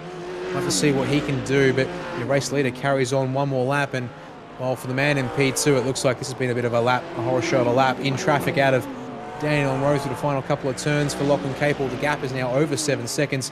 He wants by there on the BMW, which would be of Aaron Racanello, but going to have to do it the long way around there at turn 1 as we check back in with Davidson coming down the hill and now pretty much on the bumper of Levin here. But pit stop surely coming up soon for the both of them. Davidson 2 laps shorter than Levin here in the second stint as Bunslow's 15 laps. So another driver hitting the markers here. He should be good to the end, but it might be a little bit close as even guys like Holgerson and Fit here who... We could see a situation like we saw in Pass 2 where the white flag comes out with 1 second to go on the clock and we get an extra lap, and some guys that are right on the edge, that could push them over the edge. So that'll be interesting to keep one eye on. It will certainly be indeed. As the clock continues to tick down, your race leader keeps on going. So he's going to get to lap 39 at least before coming down the lane. So 14 out of that BMW, as though P2, Lachlan Capel, he calls it quits and brings it down the lane. So 16 and a half minutes on the clock. He should have the range to make it home from there. And is that Mercedes looking a bit more damaged than I thought it was earlier? I think he just clobbered it over the curb at Dandenong Road and decided, well, I might as well use my fast repair. Well, we'll presumably then see that nose straighten out here in the pits. And it has indeed fixed the nose of that car up as Capel's away. 13 seconds in the box for the number 18 machine. Fits Mercedes, nice and shiny there. Matt Andrews, Danny Davidson also into the lane. Graham Smith, meanwhile, has also come to the pits as one of the P2, or was P2 I should say, in the AM class. Wayne Hewitt, I believe, said he was signalling to come into the pits this lap. So expect that Red Pepper Racing Merc to indeed straight line it off of the final turn and up the lane. Here he goes. Again. Kobe Williams still goes around, so he's going to make it 15 laps on this tank of fuel here. So he's definitely stretching, I would say, a little bit. About the most we've seen, isn't it? 15 is the most. Yeah. Connell's in. And if anything, it gives Kobe some insurance, knowing that he's going to have the fuel to go to the end. As out of the lane goes Wayne Hewitt down to 22nd. But yeah, Connell coming in here. Sharpen that car up with a bit of repairs as he's followed in by Alan Holgerson. Matt Johnson continues through. He takes second place outright for the time being, and the AM class lead is still his. But he owes us 1 pit stop at least, so he's he'll going to be get good. 16 laps out of this stint too. So that's some Johnson, good work so there he's from done Johnson. very well. So make sure that he's good to the end. So Kobe Williams, the pit lane is yours anytime now, I would think. Coming up on some traffic as well. It feels like now is a good time for him to also get that car into the pits and get himself into some, hopefully, clean air. And indeed, 15 laps out of the BMW onto the lane with 14 and a half minutes on the clock. There is the driver who was running in second. The headlights come on here at Sandown as well. Crossing past, approaching virtual 5 p.m. here, thanks to real-world weather and real-world sun, I should say. Look at that there. The shadows now starting to form as you turn away from the sunset here, Jay. That will shouldn't affect us too much. We only have, as you see, 14 minutes on the clock. But, well, it might just play its part. Williams is away and out of the pit lane already, accelerating back to speed. And, well, he most certainly has a very comfortable gap to Capel in second place. It's around about 6 seconds thereabouts. So, I mean, it hasn't really stretched any more than 7 seconds for the entire race, which is a positive for Capel that it hasn't stretched out any further. This battle pack is very, very heated here. The interesting thing to note is Cheney Lehman and O'Shea are all in this group together. But, yeah, the car of Dylan O'Shea still has to come into the pits. There was a car off there. Yep, Nick Bottrell in the 225, unfortunately, is at a moment. And oh no, he's had another moment. Trying to get it back onto the track. Is he on the apex of turn 4? He's got to be very careful. I think he got rear-ended. Crabbing there? Yep, that's crabbing. Oh, look at that front. Oh that boy, wheel. how is that not picked up in the mechanical black flag? Was he the one who hit Bottrell? Someone clipped Bottrell, I think, as they came through. Yeah, I think it was. As we're going to jump to the replay, thanks to Virtual Racing School to confirm. So Bottrell, solo car incident at turn 4, and was just trying to recover it, and then recovers it right as his field's coming around, and oh my goodness, it's a huge amount of net code there, and unfortunately for Phil Audie, he made sure to give the space, and he still comes out with 45 degrees right hand down out of it all. Was one of our BMWs comes out of the pits there. That would be... Actually, I'm not quite sure who that is. It's Doug Carpenter. Right, okay, so there we go. That BMW now should be serviced to the end, but, well, not the preferred number of stops in this race. Your race lead is back up to nearly 7 seconds, 6.5. It ebbs and flows in that region. So it's Kobe Williams' race to lose here tonight, I would dare say, and well, that's what the evidence says at this point. But here's the race for second place in M class. But we know Matthew Johnson is safe on fuel. Can Matthew Cartalone catch him and still save fuel in the process? Graham Smith is also safe home on fuel, we believe. And, well, even though he's certainly, you can see, pushing all over the back bumper, Cartalone into the final 2 turns, tries to go around the outside at the penultimate, but all that actually does, in fact, what it will do is force Cartalone to give space and compromise the final turn proper. So that will drop Cartalone well out of slipstream range here in turn 1. What can Smith do here is Cartalone's going to run to the yellow line on the inside, down to turn 1. Bit of overlap under brakes, but no. For the crisscross, though, on exit, it's going to be an ambitious gamble to get up the outside of turn 2. No, it's all about forcing Cartalone in narrow. Really hurt the run somewhere, but here at turn 4, a left-hander into a left should mean that it's all fairly neutralised, and yes, it will be. The advantage that Smith does have is the toe, if he can make it work here. And the question of if Cartalone is having to fuel save still on our minds. Fastest lap of the race for Kobe Williams on the previous lap, minute 6.2. Lachlan Capel's not able to match him for pace on that previous lap. He was about a second off the pace and stretched it out to 7 seconds. So Cartalone is doing enough. You can't say he's doing much more than enough. It's just enough, and that's all it is. Yeah, he's definitely driving it pretty conservatively into the turns. If Smith can find a lineup here to really get the run, keep the foot in it. Yeah, Cartalone short shifting down the front straight here. And then clutch rolling it into turn 1. So he's absolutely trying everything he can to get it home, but he's going to have a struggle and a half, I think, to make that work. The pressure's still coming from Smith, but Smith really needs to try and find the run out of somewhere like turn 4 if he can manage it. Don't think he's close enough this time, at least. And traffic closing in ahead means that Cartalone will pick up a little bit of slipstream in the next couple of laps at this rate. So things have to be a bit of a send from Graham Smith really here, Jay, because if he can't, he's got to get close enough and then just absolutely commit under brakes somewhere. Like here at Danny Long Road, he does indeed send it up the inside, and he pulls it up as well. Oh, just as I'm talking about what needs to be done is Cartalone the grass. Almost loses the car, trying to get back through on Smith. I'm just going to about to sing Graham's praise there for a fantastic commitment down the hill. Waits for the door to open there into turn number 9, and he makes it stick, but now in the slipstream, Cartalone wants back into that spot. No, he rolls into the clutch. He's going to take every bit of fuel saving he can out of this one here. And now Smith, he just needs to hang on and save. Well, hang on to the track position and focus on the gap ahead. Next man up the road for him is Matthew Johnson, 3.5 seconds. And while Johnson is good on fuel, but Johnson's got traffic that he's trying to navigate here as well. of course, is the effective class leader because we know Dylan O'Shea has to come in for another stop. There is no way he can make another 10 laps on fuel. That would put him at 20 laps in the stint. And most we've seen most people do tonight is 15. So that leaves him, from my very, very bad maths, 5 laps short.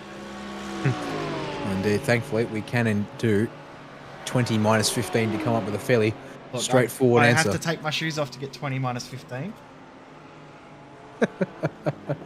Well, yes, you can see here he's also trying. Don't ask me to count in 21s.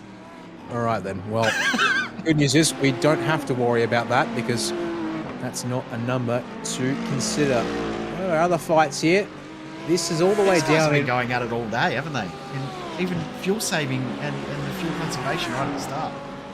They have indeed. These guys are currently racing for 7th in class there. That's Lehman's 15th outright is P7 in the class currently. So this is a chance for them to get some more places. And Nick Wood's not that far ahead. The only thing is, unfortunately, traffic for Lehman he's going to have to worry about. Aaron Raccanello down the pits, I believe, a 5th time in this race, Jay? It's number 4. Okay, that is number 4. He pitted on lap 2 or lap 3 with a mechanical black flag, so that's why he's well and truly out of sequence. But that means that we know that Daniel Cheney's pitted Dylan O'Shea, I should say, has pitted around about 2 laps after Raccanello every time. So he's really not that far away from coming in. Yep, and the question will be, how far does he fall down the tree? And it probably means our podium in AM is going to be Matthew Johnson, Graham Smith, and Matt Andrews. Yep, should be able to hang on. Coming in 3 laps after O'Shea. As another car in the pits, Daniel Hill's going to also be 4 times down the lane here. He's also followed in by Nick Bottrell, who's completed service in that Audi. Unfortunately, a world of pain for both of those guys. They're currently sitting 30th and 32nd, respectively, as they return to the racing circuit. So, eyes on these guys here because, these guys are currently fighting over 7th in class. They probably will still be 7th in class, given that O'Shea is a good... what is the gap to O'Shea? 30 seconds up the road from Cheney. And 28 from Lehman. That might be enough of a pit lane, that might be enough of a gap of O'Shea needed to complete full service, but he'll be taking about 1/3 of what the tank can fit, so he should come out a decent way up the road from this group of guys. But we'll see how things play out in the next little while, as personal best for Graham Smith last time around, a 106.9, as he tries to go and catch Matthew Johnson. And, well, he's actually catching him quite nicely, down from 3.5 seconds to 2.5 seconds in the past couple of laps. Unfortunately, though, here is Graham, right in behind traffic. He sets a PB and then gets a bit bottled up here, trying to come off of turn 4, tuck into the slipstream. The 2 guys ahead, I don't think they're racing for position there. Simon Dwyer down in 29th and Ben Jeffrey in 25th. They aren't racing for spots, so hopefully they can make way. Because Graham would certainly like to get on with his race, and he just can't get there as O'Shea does get down the lane. How much longer can Cardellone go? As he's been dropped by Graham Smith and has, dropped back from Graham Smith quite a substantial amount. He will keep going, Jay, but we only think another lap or 2 at least. Yeah, so this is now lap 14 in the stint, so maybe 1 or 2, and there you can see Dylan O'Shea out behind. He's going to come out with Adam Funzlo, Danny Davison, Brandon Levin. But in regards to class position, what's that one? That'll be net P4. It should be net P4 by the time Cardellone comes in. Yeah, so you can see here though, looks to hassle, try and get the hurry up here. As Davidson just trying to mind a nice steady line in here behind Funzlo. O'Shea looking quite racy there off of turn 3 and 4, but hasn't had a good drive in this particular instance, because Davidson is looking quite nice up the straightaway here on the Merc. The slipstream helping him here, but he's not going to be close enough, surely. Roll out a touch and try and set things up either down here or somewhere else, and the answer is going to be somewhere else later on. But O'Shea will be looking to be racy. He's been up the front all night long in that BMW, and Yeah, a bit Good of recovery from Danny Davison. He's going to end up inside the top 10 once we see Cardellone come in. In saying that, Cardallone's trying to make this last. He just did a 109 and then followed it up with a 108. So he's about 2.5 seconds off the pace. Is he trying to do the mega fuel save to try and bring it home? I mean, he's done 15 and trying to make it 16. I don't know if he can do it, but it'd be a good drive if he can. I think his biggest problem is the race leader is coming around to the final turn now. So Kobe Williams is going to clock across the start-finish line right now at 2 minutes 46 there. So what's that? That's 3 laps to go. Does Cardellone have 3.5 laps of fuel? 3.5 laps of fuel, yeah. I really doubt it, unfortunately, in the case of... That'll be 18 laps to the tank. Most we've seen 16 on the mega fuel save. He's rolling it down the hill. Here comes Matt Andrews. Oh, Matt Andrews absolutely shunned him here. Almost, but at a rate of knots, Andrews able to pull it up, see the fuel save coming nice and early there. But all it's doing is backing these guys up. Nope, up the inside goes Matt Andrews. He's going to get that one done there, and surely, Cardellone, this is going to be the end of your fuel run. No, he's going to commit, but you can't possibly have 3 laps of fuel left in this car. And if you do, it's going to be 3 of the slowest laps we'll see all night long, I dare think. Yeah, he's out of the throttle. Wow. It's about back to 4th gear early too. Like, not only out of the throttle, he dropped it back a gear early as well.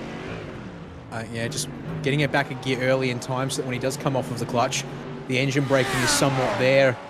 As 7-wheel drivers onto the lane with a splash to get home. Luke Fitt there is one of those drivers.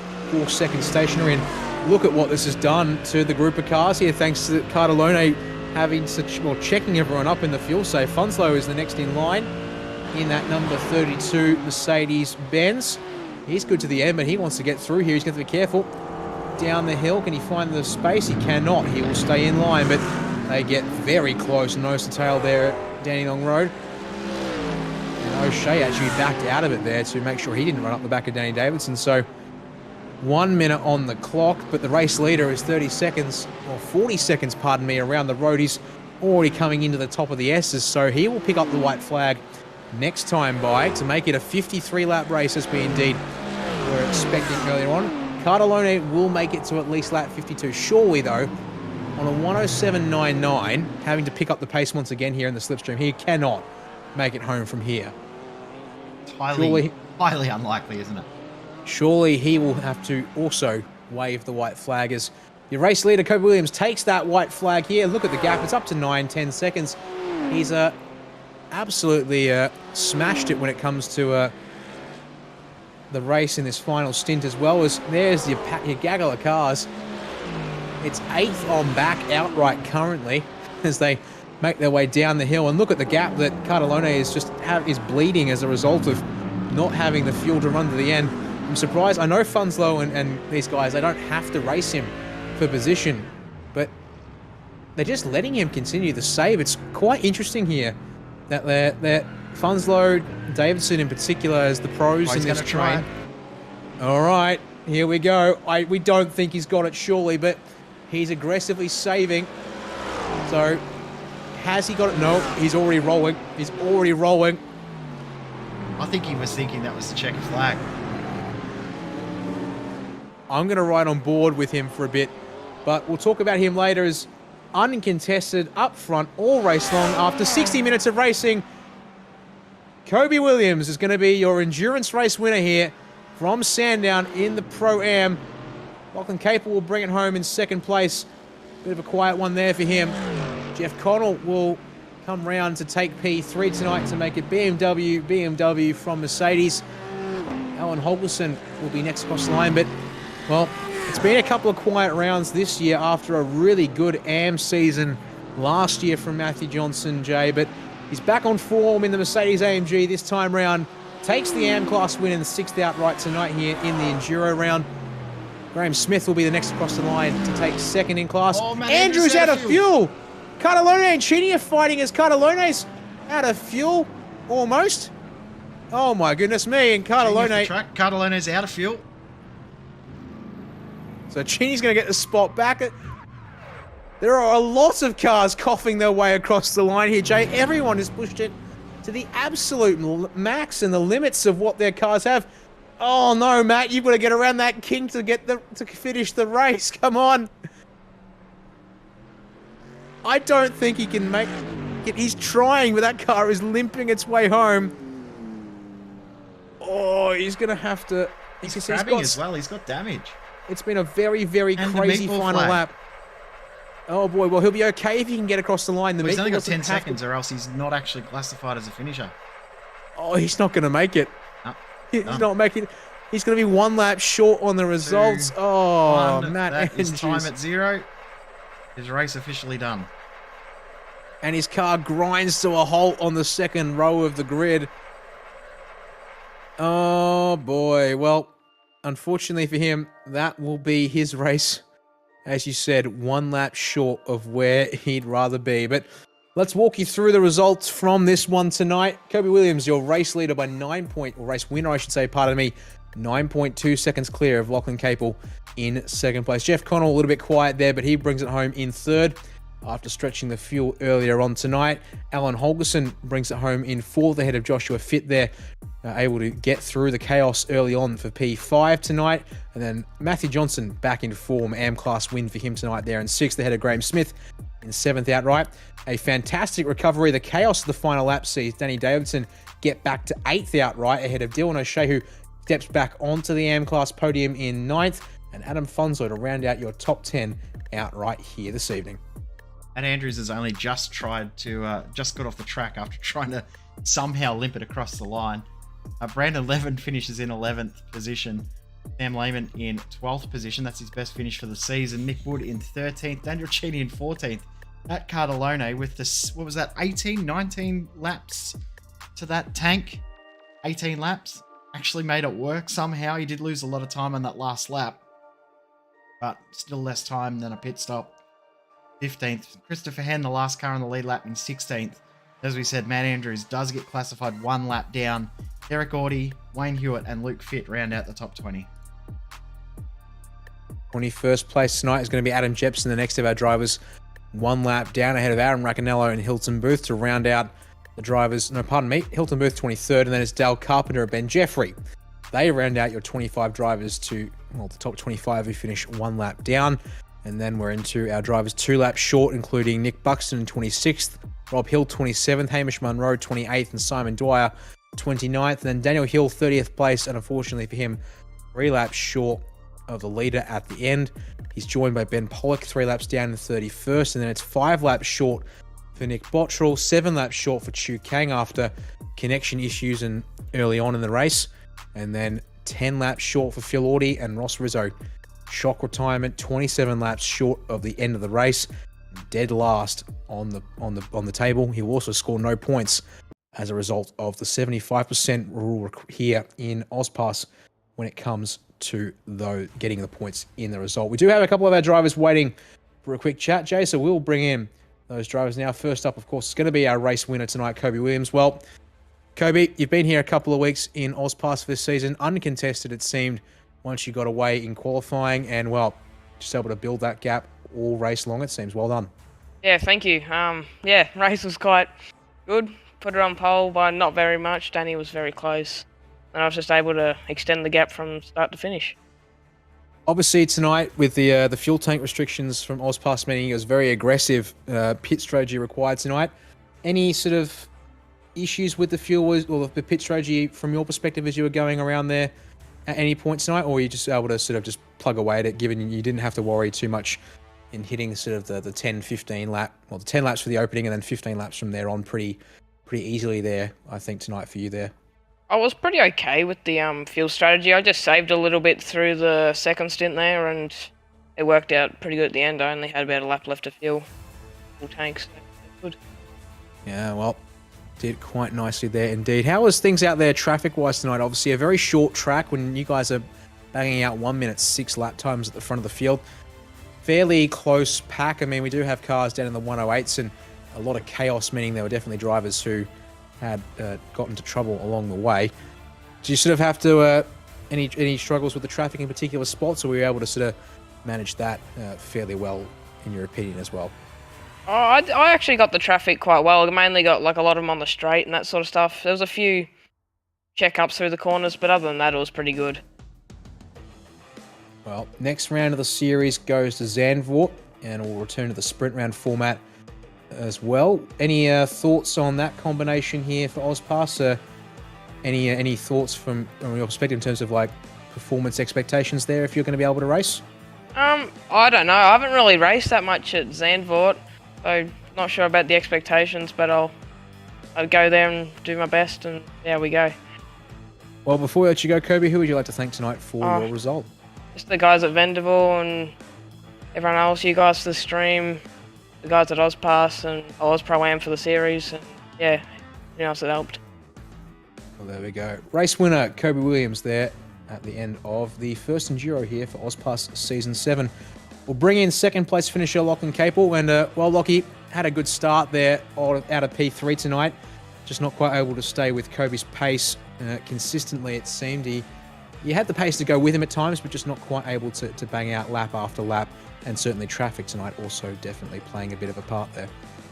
Yeah, I mean, he got away too quickly at the start after I had to try and battle with Danny to try and keep second, and then from there on, I just couldn't. He had the pace, and I just kind of wanted to relax because pushing it too hard could have resulted in a bin, and I didn't want to do that, so it was okay. I had a couple, I think I had one off at a couple laps, and then obviously the whole Jeff B. Danny situation turned one after he came out the pits, but that allowed me to run away a little bit, and yeah, it was short slightly on fuel a little bit, so I had to save a little bit on the final stint.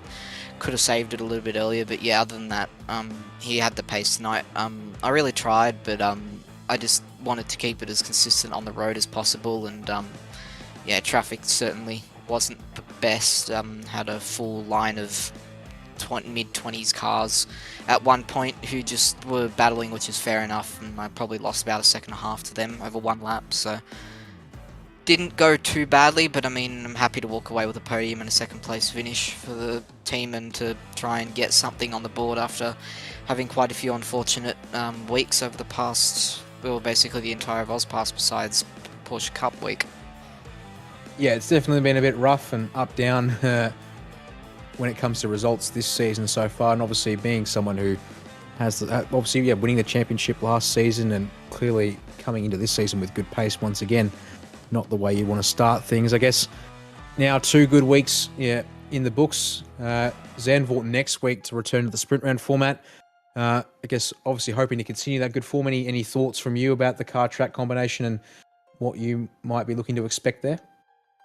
Yeah, I do enjoy Zandvoort. I mean, ever since they buffed the Porsche again, I've been testing that, but obviously I can't switch back. But the Porsche still suits the way I'm driving style because I've driven in it for like 4 or 5 months. But the Beam is certainly not a bad shout, but it'll be probably very difficult next week with the power buff that the BMW will get for finishing 1 and 2. So 98% I believe the BMW will be at for Zandvoort won't be the best. So we'll have to see how it goes, but I mean, I did choose the BMW for the real reason that when the power gets worse, the wheel spin coming out of slow corners does get better, so it would help quite a little bit for controlling the car's unstable rear, which can happen quite a lot.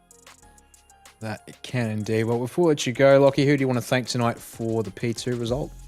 Yeah, just like to thank Drop Bear Motorsport. Tom jumped in tonight, who was one of the team owners, and sat and spotted for me in iRacing and helped me out with a couple of things, so thanks to him and thanks to the team and all their sponsors of Insoki Engineering, Sam Blacklock Media, Hybrid Racing Solutions and Revolution Race Gear, and yeah, shout out to Computer Technology Corporation as well, sponsors the series and sponsors also me in my sim racing journey, and hopefully these results can continue over the next couple of weeks as I start to finally get my gear on for the end of the season and try and get some sort of results up on the board. Indeed, we hope so as well. Lachlan Capel, P2 tonight in the Enduro here in the Pro-Am, and that leaves us with one last driver to quickly chat to, Jeff Connell, the first of our Mercedes drivers across the line in 3rd place. Well, definitely looked a little bit off the pace tonight, Jeff. The BOP obviously starting to hit the Mercedes a bit hard, but able to pick your way through the traffic and the chaos in the opening half of the race, and well, we were having a hard time calling it. What was it like from your perspective behind the driver's seat tonight? Yeah, the BOP heard it with the long straights, and Also, the Beamers are really good at those quick left-right sort of corners and riding the curbs. So even at 100% power, probably Beamers might have just quite had me tonight. But yeah, it was qualifying. Obviously, showed I had no pace, and then just got an awesome start. Went 8th to 4th on the start and into the first corner, so that was pretty cool. And yeah, had a good first stint and came out right in the battle with Denny, and I was down the inside and he just cut across on me into that first corner after the pit. So I think maybe because I'd come out of the pits, he was expecting I was just going to back out of it, but there was heaps of overlap. Like we were pretty much dead even when we both hit the brakes. So yeah, that was a pity. Sort of ruined the battle I would have had with him and Lachlan for second. And then after that, it was just, yeah, try my best to put Lachlan under pressure, but just didn't have enough. So cruised around by myself the rest of the race. Yeah, well, unfortunate in that respect, but I guess coming home with a comfortable P3 at the end of it all wasn't too bad at the end of the day. And well, certainly been a bit of a crazy season for a few guys. I guess another solid result for you sort of helps in the overall picture. We go to Zandvoort next week. Sprint round format returns. Any thoughts about that one there? And well, with the BMWs coming out strong tonight, they should get the biggest penalty, but the Merc might still be on for a small deficit. Any thoughts about the track and combination that we're going to see next week from your perspective? I don't know. The Merc seems better the faster the track is, so that's a bad sign for Zandvoort. It's like a go-kart track, and but who knows what'll happen with that reverse top 10 in the final because it's so hard to pass there. So it might be a bit of a lottery. I honestly don't know. I think the Audi and the Lambo will be good at that track. I think that'll really suit them. And then, yeah, I don't know, the Merc and the Beamer might end up pretty close. But no idea. Haven't driven there for a long time. Well, guess we'll have to wait and see how things go then next week. Before we let you go, Jeff, anyone you want to thank tonight for the result? No sponsors, just a privateer car tonight. So, yeah, thanks to you guys for the great broadcast. It's it's pretty good to watch. And Sam and everyone puts in heaps of effort to put this show on. And again, tonight we had 60 odd cars between all two groups. So yeah, it's been good fun. Oh, there we go. Third place tonight for Jeff Connell in the Pro-Am Enduro. And well, it's been a pretty busy night here at Sandown, Jay. And well, fireworks at the start and the end of the Pro-Am to boot. But yeah, in the end, all things going fairly well for your front runners. To walk away pretty cleanly despite what was happening on behind here. Of course, Circuit Park Zandvoort, your next venue, round number 6 for season number 7 of the simrigs.com Oz Pro-Am Sim Series. We're here next Thursday night, pardon me, at 7:30 or 7:40 p.m. Australian Eastern Standard Time. Once again, 25-minute race for past 2 and then the 10 plus 40-minute format for the Pro-Am. Well, any final takeaways from the action tonight, Jay, that we want to talk about before we wrap things up here? I think that was a pretty entertaining night of racing. It was sort of definitely provided some curveballs. It mixed up the championship. And next week when we head to Zandvoort, it's going to be another interesting one. Will we see a few different names get thrown in the deep end and promoted? Will we see a few new names again in Pass 2 as well? It's going to be very exciting. We'll wait and see what it brings. Of course, if you want to get part of the action, you can sign up to take part in Pass 2. And that is open all season long if you're interested in some fixed setup GT3 racing here on a Thursday night. Well, of course, thanks to all the partners that make this series possible. Simrigs.com returning as the title partner for season number 7, but also Phoenix Smokers, Computer Technology Corporation, Echuca Toyota, and Index Designs, of course, every single one of them helping make this series possible. So a big thanks from us for being able to bring this series to you here on SimSpeed. My name is Daniel Yeaman. It's been Jay Kennedy alongside me in the commentary box and on production for us tonight. Until next time here on SimSpeed, whether it be the next round of AusPass next week or whether it be something like iRacing Grand Prix Series when that returns on Sunday morning, you'll be plenty of action here on SimSpeed up and down the week to keep your eyes on. Thanks for watching with us here tonight. Take care until next time we're live on air. Until then, see ya.